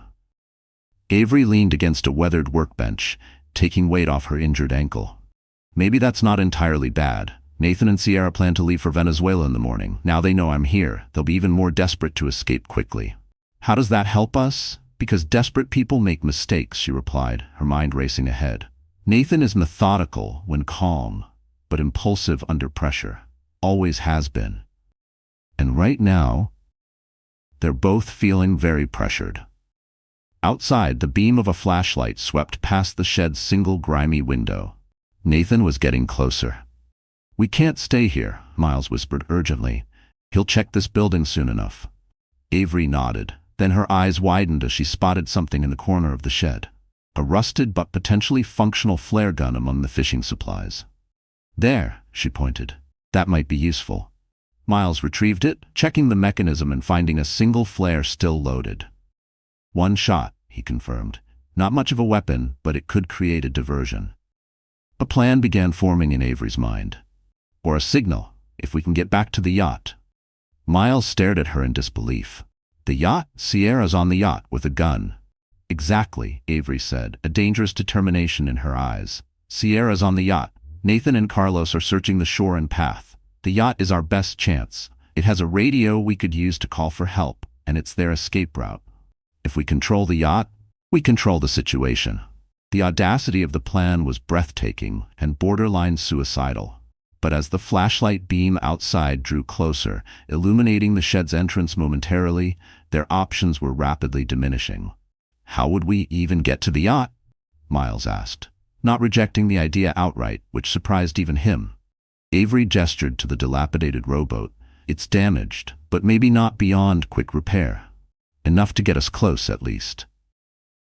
The sound of footsteps on the wooden deck outside the shed ended further discussion. Nathan was at the door. Miles and Avery pressed themselves into the darkest corner of the shed, behind the remains of the rowboat. The door creaked open, Nathan's flashlight beam cutting through the darkness as he swept the interior.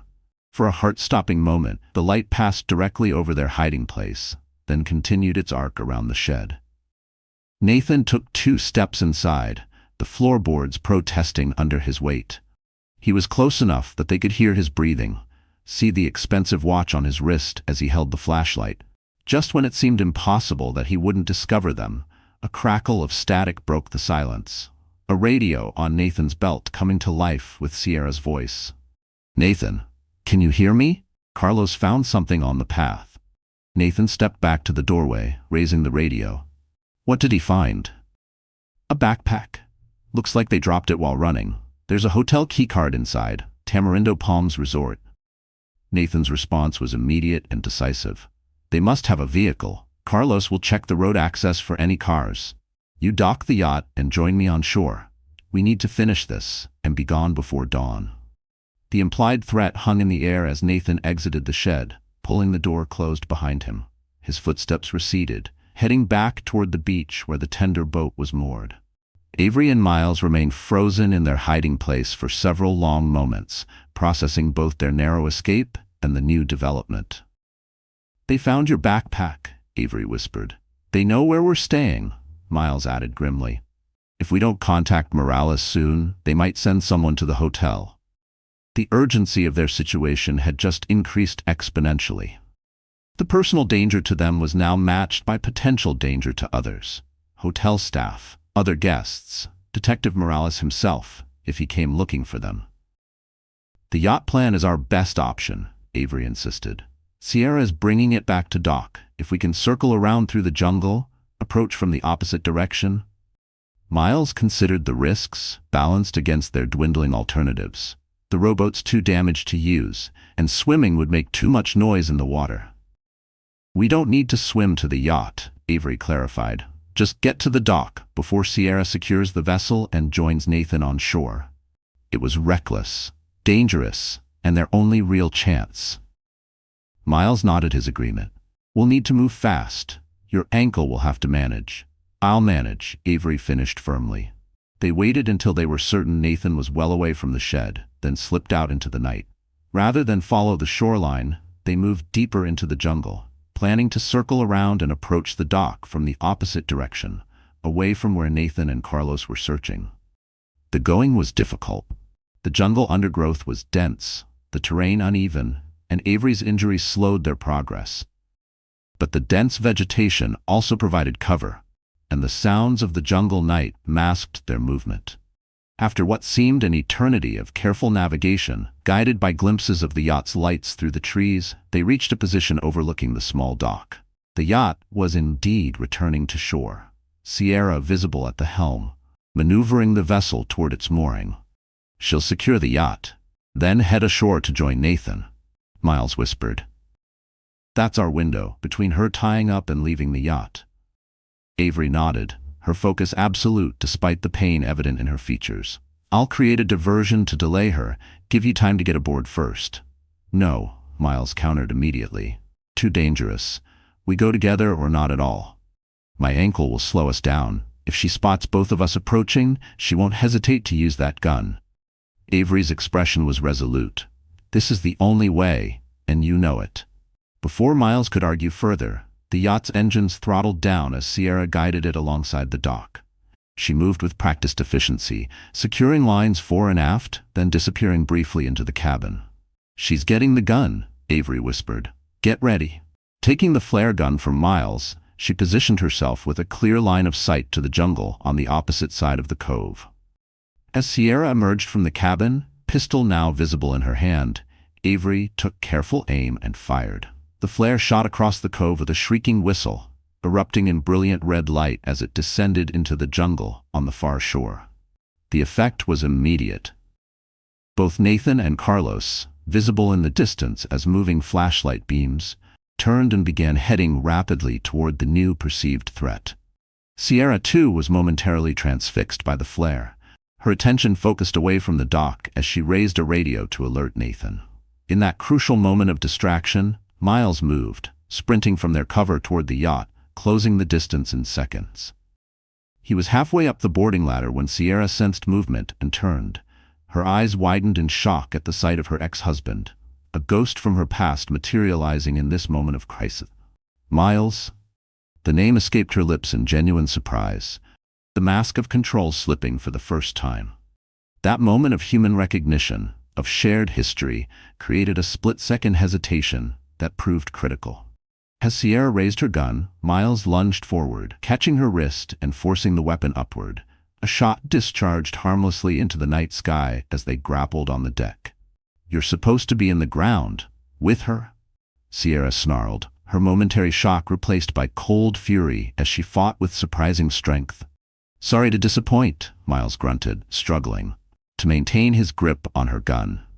From the dock, Avery watched the life-or-death struggle unfolding on the yacht's deck. Despite her injury, she forced herself forward, limping rapidly toward the boarding ladder. She had to help Miles before Nathan and Carlos realized the flare was a diversion and returned aboard the yacht. The struggle between Miles and Sierra had become a dangerous dance across the deck. Sierra fought with the desperation of someone who knew her freedom hung in the balance. A lifetime built on lies and stolen identities was collapsing around her, and she would do anything to prevent it. "You never could let go, could you?" she taunted, trying to throw Miles off balance emotionally as they struggled for control of the gun. "Always following, always searching. Pathetic, really." "I wasn't looking for you," Miles countered, his voice strained with effort. "I was looking for the truth." Sierra laughed, a cold sound devoid of humor. "The truth? You wouldn't recognize it if it buried you alive." The gun discharged again during their struggle, the bullet splintering wood inches from Miles's head. The sound would carry across the water, alerting Nathan and Carlos to the real threat. Avery had reached the boarding ladder, pulling herself up despite her throbbing ankle. As she clambered onto the deck, Sierra spotted her and redoubled her efforts, kicking viciously at Miles's knee. He stumbled, his grip on her wrist momentarily loosening. It was all the opening Sierra needed. She wrenched free, leveling the gun directly at Miles's chest. "You should have stayed buried in your sad little life," she said, her finger tightening on the trigger. "Sierra," Avery's voice rang out from behind her. "It's me you want. I'm the one who can testify against you." Sierra turned partially, keeping the gun trained on Miles, but her attention split. Her eyes narrowed as she took in Avery's disheveled appearance. "You're quite the survivor, aren't you? Nathan was so certain you'd never escape that coffin." He was wrong about a lot of things, Avery replied, edging closer. Including you. A flash of curiosity crossed Sierra's features, quickly masked by calculated indifference. Me? He thinks you love him, Avery said, her voice steady despite the gun that could swing toward her at any moment. He believes you're partners. Equals. A smile curved Sierra's lips, cold and amused. And that bothers you? That your husband loves me instead of you? What bothers me is that he doesn't realize he's just another mark to you, another stepping stone. Avery took another careful step forward. I found the pattern, Sierra. The other men. Howard Wilson, Daniel Pratt, they all thought they were special too, until they weren't useful anymore. The accusation hung in the air between them for a moment. Genuine surprise registered on Sierra's face, quickly masked by calculated indifference. Very good, Avery. You've done your homework. Does Nathan know you've been looking into my past? No, Avery acknowledged, but I think he's starting to realize the truth on his own. Why else would you be so eager to leave Costa Rica? You've barely enjoyed your victory, and you're already planning the next disappearing act. The suggestion landed with visible impact. Sierra's composure flickered, uncertainty crossing her features briefly. You're trying to turn us against each other. It won't work. It already is working, Avery pressed. Nathan's been watching you more carefully lately, hasn't he? Questioning your decisions, maybe even checking the accounts to make sure the money is where it should be. Each question seemed to find its mark. Sierra's confidence visibly eroded. The gun in her hand wavered slightly, her attention increasingly divided between Miles and Avery. On the shore, flashlight beams were moving rapidly back toward the dock. Nathan and Carlos had realized the diversion and were returning. Time was running out. Miles, seeing Sierra's momentary distraction, made his move, lunging forward. He caught her gun hand again, forcing it upward. The weapon discharged a third time as they grappled, the bullet tearing through the yacht's canopy. Avery didn't hesitate.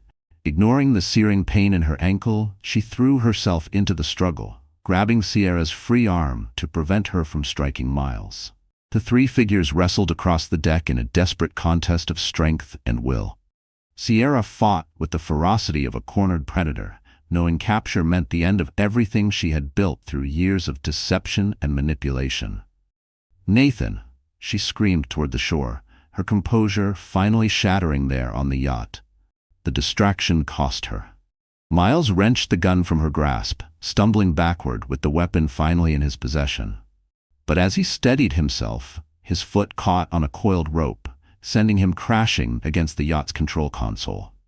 The impact triggered the yacht's engines, which roared to life unexpectedly. Simultaneously, Miles's shoulder hit the throttle, sending the vessel surging forward while still attached to the dock by its mooring lines.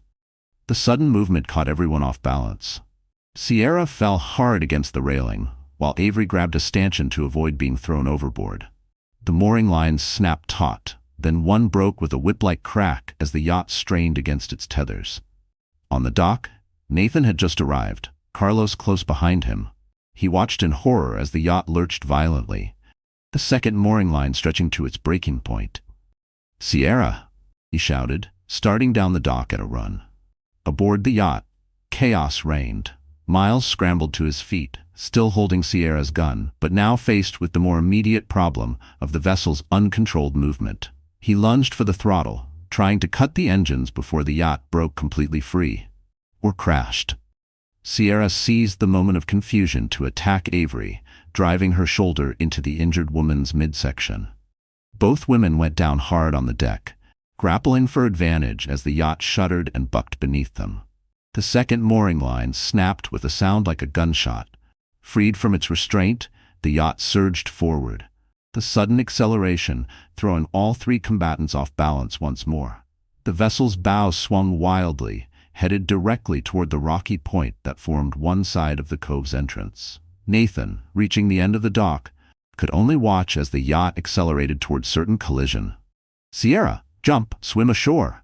he shouted desperately. Either she didn't hear him, or chose to ignore him. Sierra had pinned Avery near the yacht's stern, her hands around her throat in a deadly grasp. "You should have stayed dead," she snarled, her face contorted with rage. Miles had managed to reach the controls, fighting to turn the vessel away from the approaching rocks. But the yacht's momentum was too great, its course too fixed for a complete evasion. He had seconds to make a life-or-death decision. Continue trying to save the yacht, or help Avery. There was no real choice. Abandoning the controls, he turned and sprinted toward the struggling women, just as the yacht's bow struck the rocky outcropping with a sickening crunch of fiberglass and metal. The impact sent everything not secured flying forward. Miles was thrown to the deck, the gun skittering away beyond reach. Sierra lost her grip on Avery as both women were tossed aside by the force of the collision.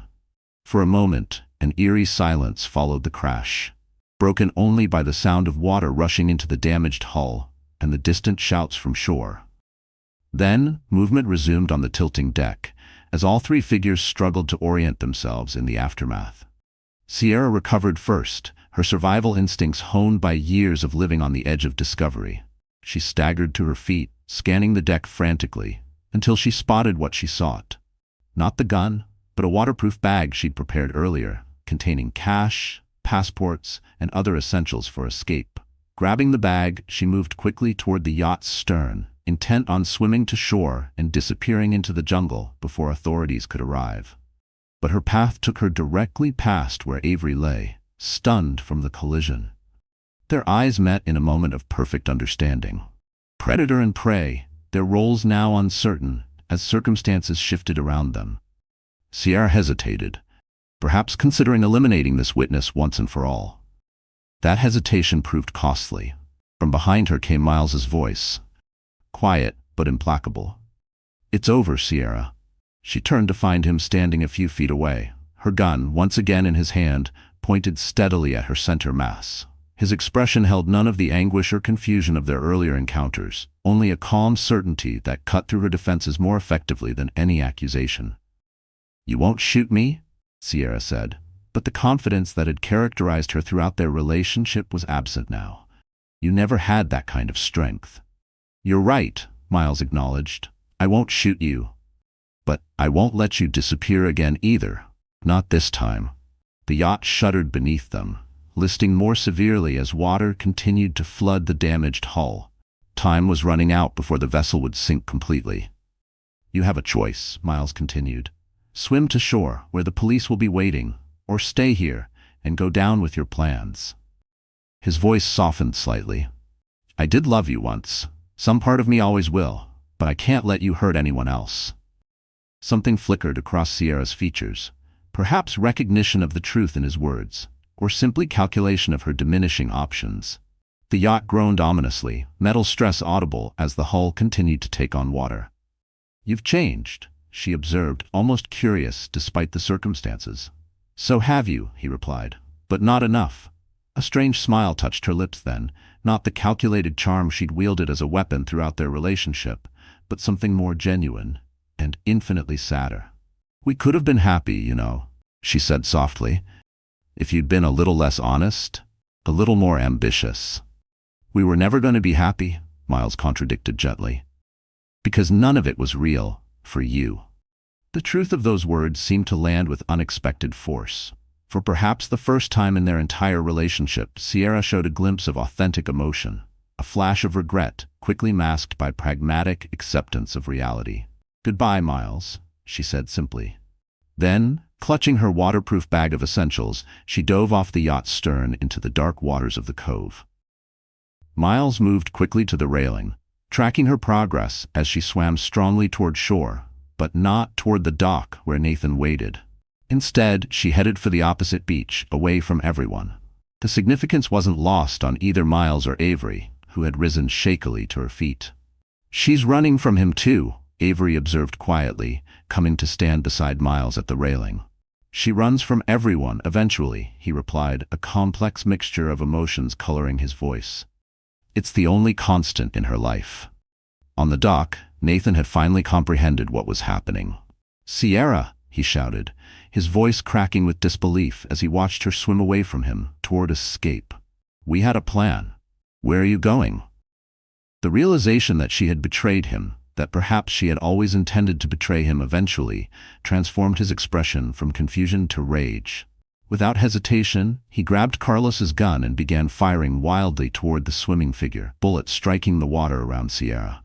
"Nathan, no!" Avery shouted. Instinctively, horror overriding her animosity, Avery shouted.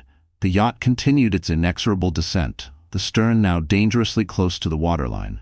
They had minutes, perhaps less, before it would sink completely.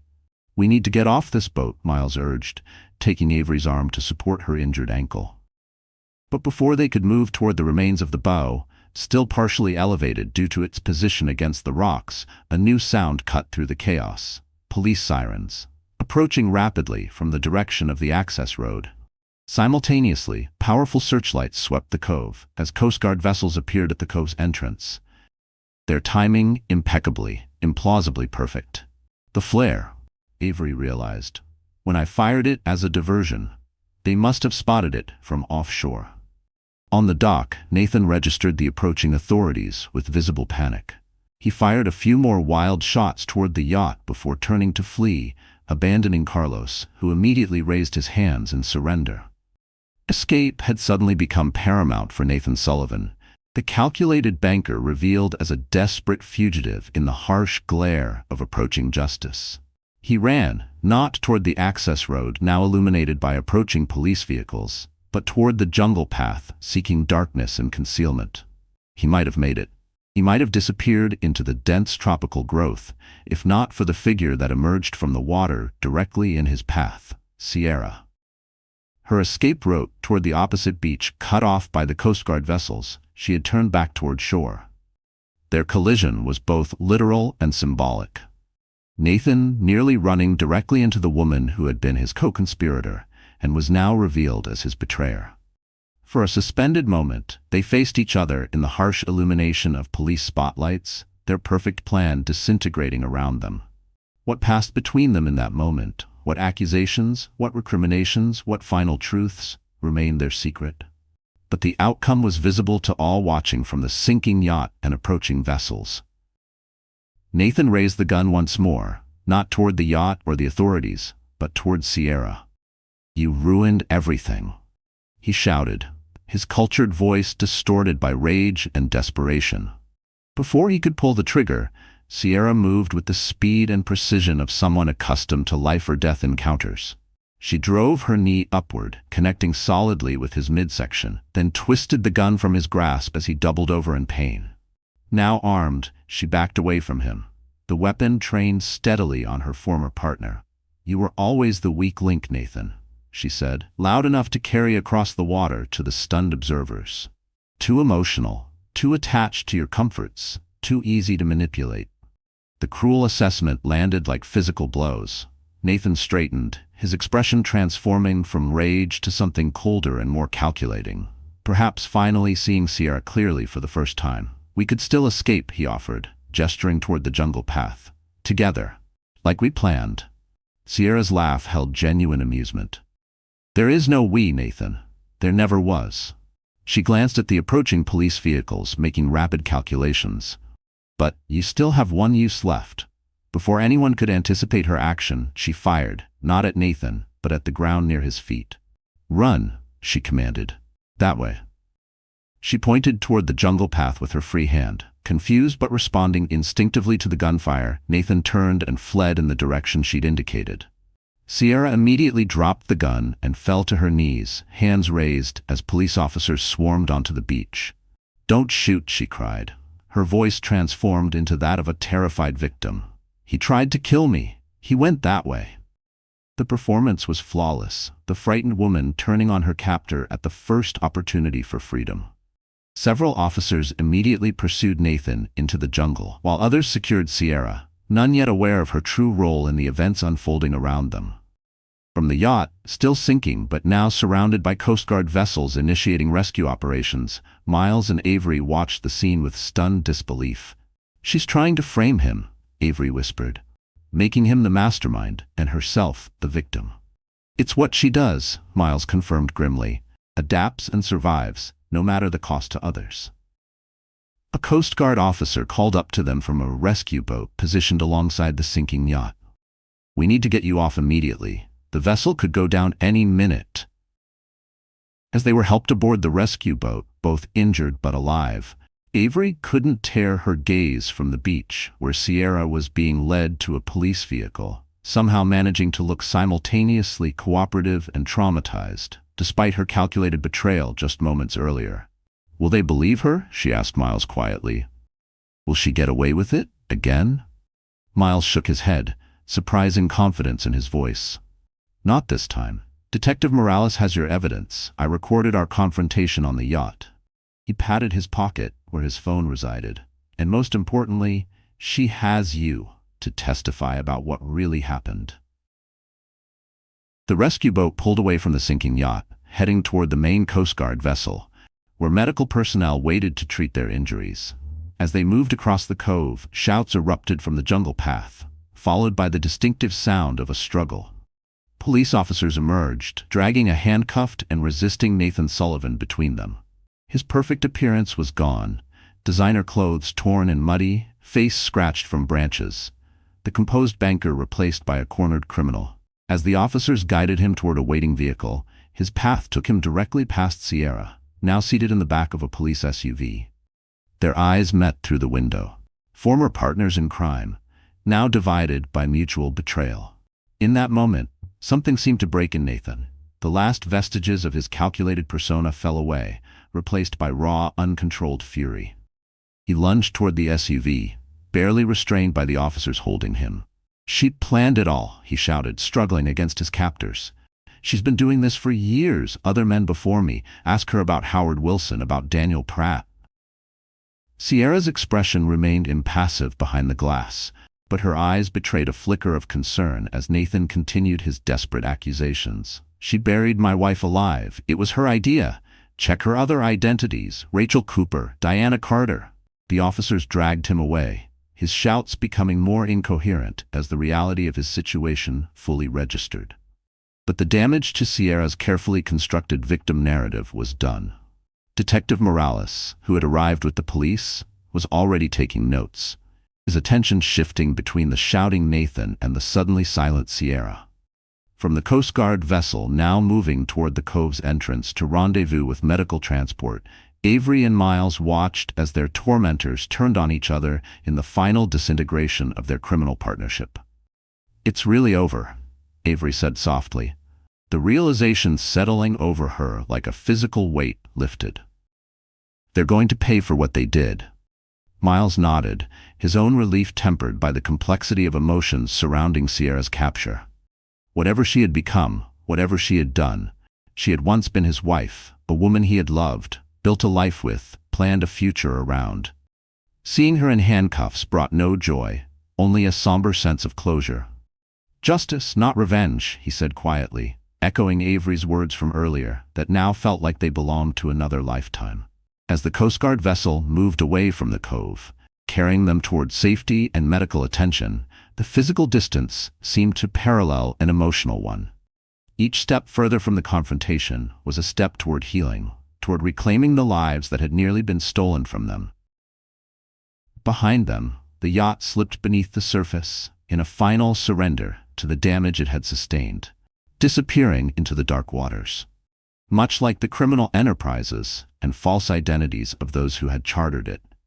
A fitting metaphor for the evening's events, what had once appeared glamorous and unsinkable, now revealed as fundamentally unsound, unable to withstand the pressure of truth. Dawn was beginning to lighten the eastern sky as they reached the main harbor, the first hints of sunrise promising a new day, and perhaps a new beginning for the unlikely allies brought together by betrayal and survival.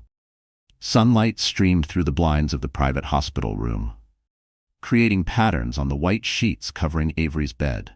Her ankle, properly treated and immobilized, rested on a pillow as she worked on a laptop balanced on the adjustable tray.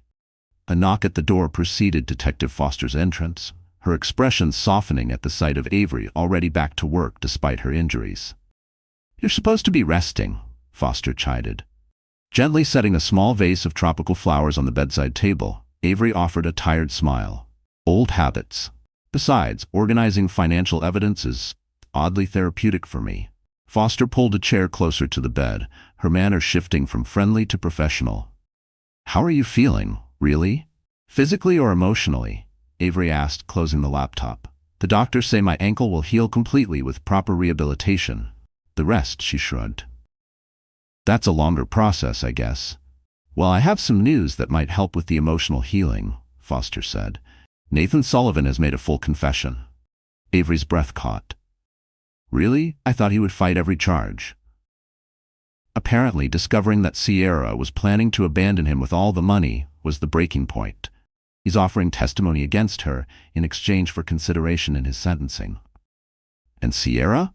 Foster's expression hardened slightly. Still maintaining her victim narrative, but it's falling apart quickly.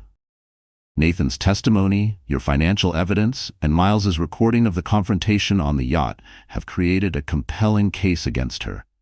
More importantly, your research into her previous identities opened doors to cold cases in Florida and Washington state. The other men, Avery nodded, Howard Wilson and Daniel Pratt. Exactly. Authorities in both jurisdictions have reopened investigations into their deaths, now viewing them as potential homicides rather than accidents. Foster leaned forward slightly. You've not only secured justice for yourself, Avery, you may have brought closure to other families who never knew why they lost their loved ones. The magnitude of this ripple effect hadn't fully registered with Avery until that moment. She'd been so focused on her own case, her own trauma, that she hadn't fully considered the broader implications of exposing Sierra's pattern of predation. What happens now? She asked quietly.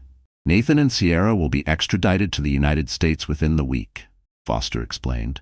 They'll face charges of attempted murder, conspiracy, financial fraud, and likely additional charges as investigations continue.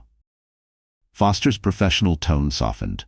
You'll need to testify, of course, but that won't be for some time. For now, the doctors say you're cleared to fly home tomorrow. Home. The word struck Avery with unexpected complexity. The house she had shared with Nathan no longer felt like home.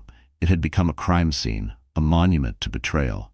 Yet the thought of returning to familiar surroundings, to her work and her life, held undeniable appeal after the chaos of recent days. Have you spoken with Miles? Foster asked, changing the subject with careful neutrality. Briefly, Avery replied. He was released yesterday. I believe he's staying at a hotel in the city and trailed off, uncertain how to complete the sentence. Until what? Until she was released? Until the extradition? Until they returned to lives that had been irrevocably altered, but must somehow continue? Thoughtfully, Foster added, he saved your life, twice. Yes, Avery acknowledged, though I saved his as well, on that yacht. An unusual bond, Foster noted, forged through shared trauma. Avery met the detective's gaze directly. Is that your professional assessment? That any connection between Miles and me is just a trauma response? Not at all, Foster replied carefully. Merely an observation. You've both been through an extraordinary experience together. Whatever comes next deserves careful consideration. The conversation was interrupted by another knock. This time it was Detective Morales, accompanied by a hospital administrator. Mrs. Sullivan, Morales greeted her with formal politeness. I hope I'm not interrupting. Not at all, Avery said, sitting up slightly. I wanted to personally inform you that all arrangements have been made for your return to the United States tomorrow. A medical transport will bring you directly to the airport, and accommodations have been made for your comfort during the flight. Thank you, Avery said, genuinely appreciative of the Costa Rican detective's thoroughness. And thank you for everything you and your team did at the Cove. Without your arrival, we were simply doing our duty, Morales replied modestly. Though I must admit, in my 20 years of law enforcement, I have rarely encountered civilians who displayed such initiative. The diplomatic choice of word, clearly a substitute for recklessness, brought a small smile to Avery's lips. Sometimes initiative is all you have left.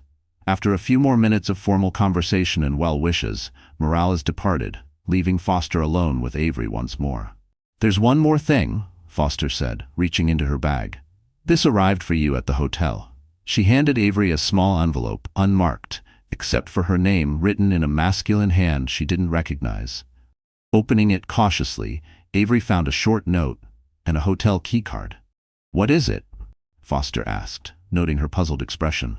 It's from Miles, Avery replied, reading the brief message. He's reserved a room for me at a different hotel for when I'm discharged. Says he thought I might prefer not to return to Tamarindo Palms, considering recent events.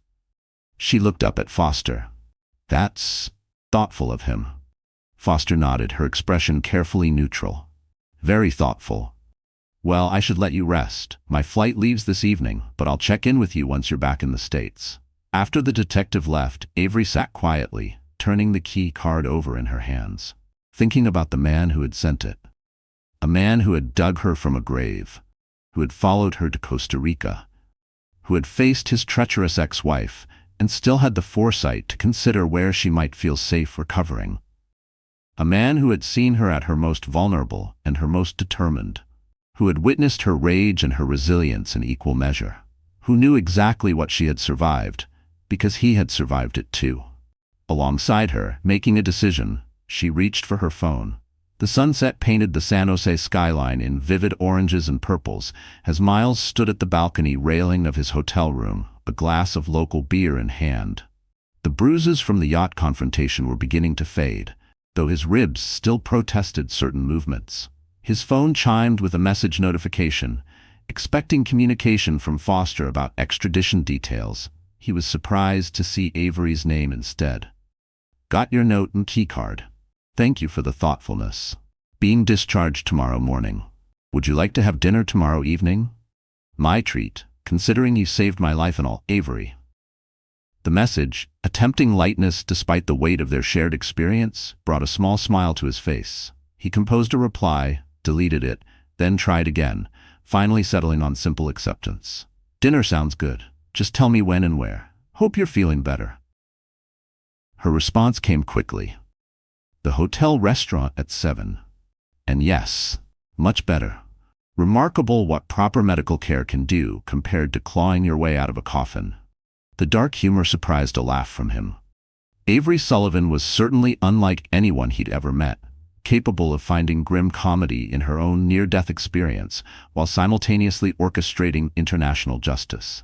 He replied with confirmation, then returned his attention to the sunset, his thoughts drifting between the past and uncertain future.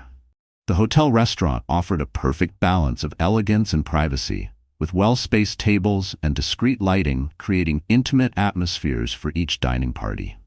Miles arrived early, selecting a table on the terrace overlooking the city lights.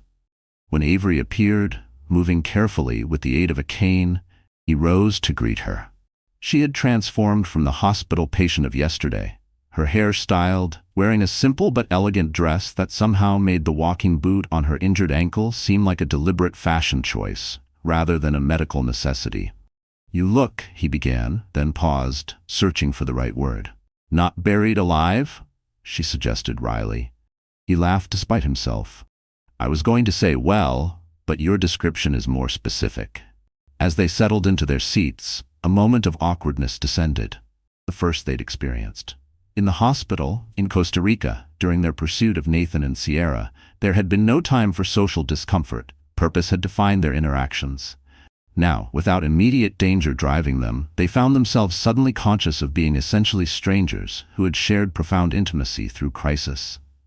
So, Avery said, breaking the silence as she unfolded her napkin, this is what normal feels like. I'd almost forgotten. Is that what this is? Miles asked. Normal? She considered the question seriously. No, I suppose not. I'm not sure we get normal back after what happened, but maybe a new version of it. The waiter's arrival provided a welcome interruption as they ordered drinks and appetizers. When he departed, Avery leaned forward slightly. I wanted to thank you properly, she said, her tone sincere despite her earlier attempts at lightness. Not just for digging me up that night, but for everything that followed, coming to Costa Rica with me, facing Sierra. Miles shook his head. You don't need to thank me. If anything, I should be apologizing. For what? For not acting sooner. The guilt that had been simmering beneath the surface emerged in his voice. I followed them for 2 weeks, Avery. I saw them planning something, and I did nothing until it was almost too late.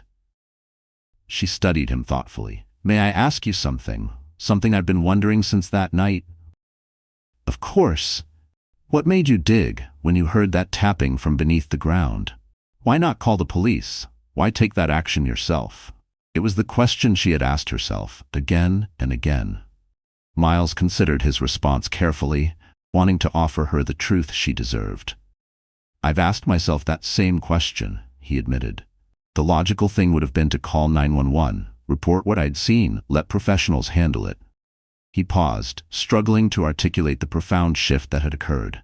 But when I heard that sound, he continued finally, it wasn't just tapping, it was life, asserting itself against impossible odds.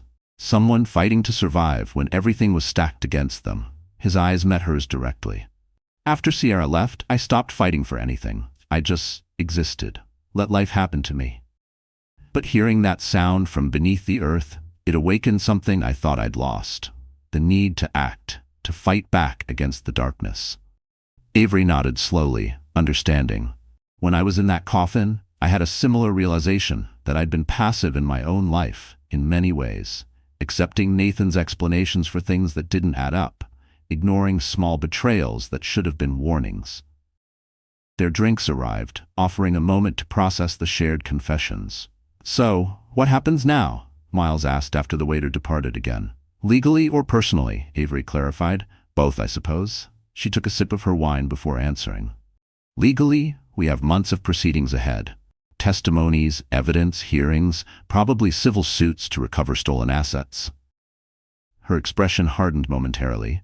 I want to face every possible consequence for what they did, not just to me but to the others before me. And personally? The question hung between them, laden with unspoken possibilities. I've been offered a sabbatical from my firm, she said, redirecting slightly.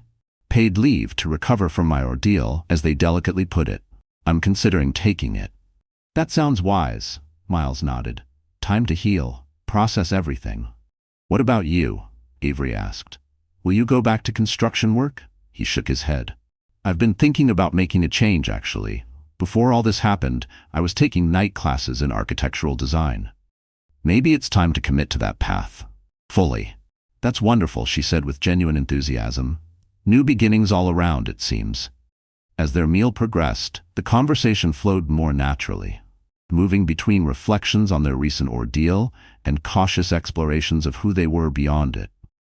They discovered shared interests in hiking and classic films, debated the merits of various books, and found common ground in their appreciation for directness over social niceties. By dessert, the initial awkwardness had dissipated entirely, replaced by a comfortable rhythm that felt simultaneously novel and familiar. The paradoxical intimacy of people who had seen each other at their most vulnerable, before knowing each other's favorite colors or childhood stories. I've been thinking about starting a foundation, Avery said as they lingered over coffee. Using some of the assets recovered from Nathan's fraud to help victims of similar crimes. Financial education, legal assistance, trauma support. That sounds meaningful, Miles replied. A way to create something positive from what happened. She nodded, then hesitated before continuing. I'd value your input on it, actually. Your perspective, as someone who experienced a different kind of financial predation. From Sierra. The invitation, professional on the surface but personal in its implication of continued connection, hung between them. I'd be honored, he said simply. Then, with a hint of his own hesitation, though I should mention, I'm planning to relocate when I get back. The apartment holds too many memories, and the architectural program I want to attend is in Philadelphia. Philadelphia, Avery repeated, processing this information. That's not so far from Princeton, where I was living, she corrected herself, the realization surfacing that she could never return to the house she had shared with Nathan. Where I'll be looking for a new place, I suppose. The implication of proximity, of potential future interactions beyond the intense circumstances that had brought them together, created a moment of mutual recognition. Neither was suggesting anything definitive, yet both acknowledged possibilities stretching before them, possibilities that a week ago would have seemed inconceivable. One step at a time, Miles suggested gently, understanding the complex emotional landscape they were both navigating. Yes, Avery agreed, gratitude in her eyes for his perception. One step at a time. As they prepared to leave the restaurant, Miles offered his arm to support her as she navigated with her cane. She accepted it with a smile, and together they walked slowly into the soft Costa Rican night. The simple gesture of assistance, freely offered and accepted, symbolized their evolving connection: support without obligation, care without expectation. Outside on the hotel's front terrace, they paused to admire the city lights spread below them, a magical panorama of human persistence illuminating the tropical night. "Our flight leaves at 10 tomorrow, Avery said softly. "Back to reality." "A new reality," Miles amended, "for both of us." She turned to face him fully, her expression serious, yet serene, in a way it hadn't been during their entire acquaintance. "Whatever comes next, I'm glad it was you who heard me that night, who decided to dig when anyone else might have walked away." The profound simplicity of her statement touched something deep within him. "And I'm glad it was you, fighting to be heard, refusing to accept the grave as your ending." In that moment of acknowledgement, standing beneath the Costa Rican stars, they recognized the truth that would define whatever relationship evolved between them, that they had each witnessed the other's most authentic self revealed in crisis. No pretense, no social masks, no curated personas, just raw, essential humanity when everything else had been stripped away. It was perhaps the most honest foundation two people could have for any kind of future connection, romantic or otherwise. A beginning built not on attraction or convenience or shared interests, but on mutual recognition of each other's core strength and fundamental character. "One day at a time," Avery said softly, a gentle echo of his earlier sentiment. Miles nodded, offering a smile that reached his eyes. One day at a time. Autumn had transformed the Princeton campus into a tapestry of reds and golds as Avery stood at the podium, addressing the gathered audience in the university's conference center. Behind her, a projection displayed the logo of the newly established Phoenix Foundation, a stylized bird rising from flame, alongside the tagline, "Helping survivors rise from financial and emotional devastation." "Financial predation is often invisible until it's too late," she said, her voice steady and assured. "Victims aren't just robbed of money or material possessions, but of trust, of security, of belief in their own judgment. Our foundation aims to address both the practical and emotional aftermath of these crimes." In the front row, Miles watched with undisguised pride as Avery commanded the room of donors, survivors, and media representatives. Her physical recovery was complete. No cane needed now, no visible remnants of her ordeal, except perhaps a new intensity in her eyes when she spoke of justice and healing. "Today marks the official launch of 3 initiative branches," she continued. "Legal advocacy for victims, financial education programs focused on protection against fraud, trauma support services tailored to survivors of financial abuse and betrayal." The audience applauded as she introduced the professional team assembled to lead each branch: attorneys, financial advisors, and mental health specialists, each committed to the foundation's mission. "And finally," Avery concluded, "I'd like to recognize our foundation's co-founder, without whom none of this would be possible or necessary." A warm smile touched her lips as she gestured toward Miles. His insight into the realities of financial betrayal and his determination to turn pain into purpose have shaped everything we're building here today. As the crowd applauded again, Miles stood, acknowledging the recognition, but his gaze remained fixed on Avery. And for a long moment in that conference hall far from the jungle and the grave, there was only clarity between them. They had walked through fire, and now they were rising from it. Each was still walking, but they had grown toward one another naturally, like 2 trees reaching across a clearing. No force, no rush. Olivia smiled, a quiet warmth in her eyes. "I'm glad you're nearby," she said. "I think we've both earned a little peace." Ethan turned to face her, the campus lights reflecting in his gaze. "Peace," he echoed, "and maybe even hope." They didn't need to say more. Not yet. Below them, the Princeton grounds buzzed with the quiet energy of autumn's promise. Students crossing campus, leaves whispering in the wind. Life continuing, shifting gently toward something new. And as Olivia reached out, slipping her hand into Ethan's without ceremony, just ease, they stood together. Not as victims, not even as survivors, but as something stronger. Builders of their own beginnings. Dear friend, life doesn't always offer us clarity in gentle ways. Sometimes it takes collapse, the betrayal, the heartbreak, the being buried by those we trust to unearth the truth of who we really are. Like Avery and Miles, perhaps we don't get to choose the storm, but we can choose what we build from its wreckage. The Stoics taught that adversity is not the enemy. It is the training ground for resilience. And so here they stand, not defined by what broke them, but by the quiet strength with which they rose, one day at a time, one truth at a time, one step toward peace, and maybe even hope. If this story moved you, please like, share, and subscribe to the channel. Let's keep sharing stories that remind us of the strength within.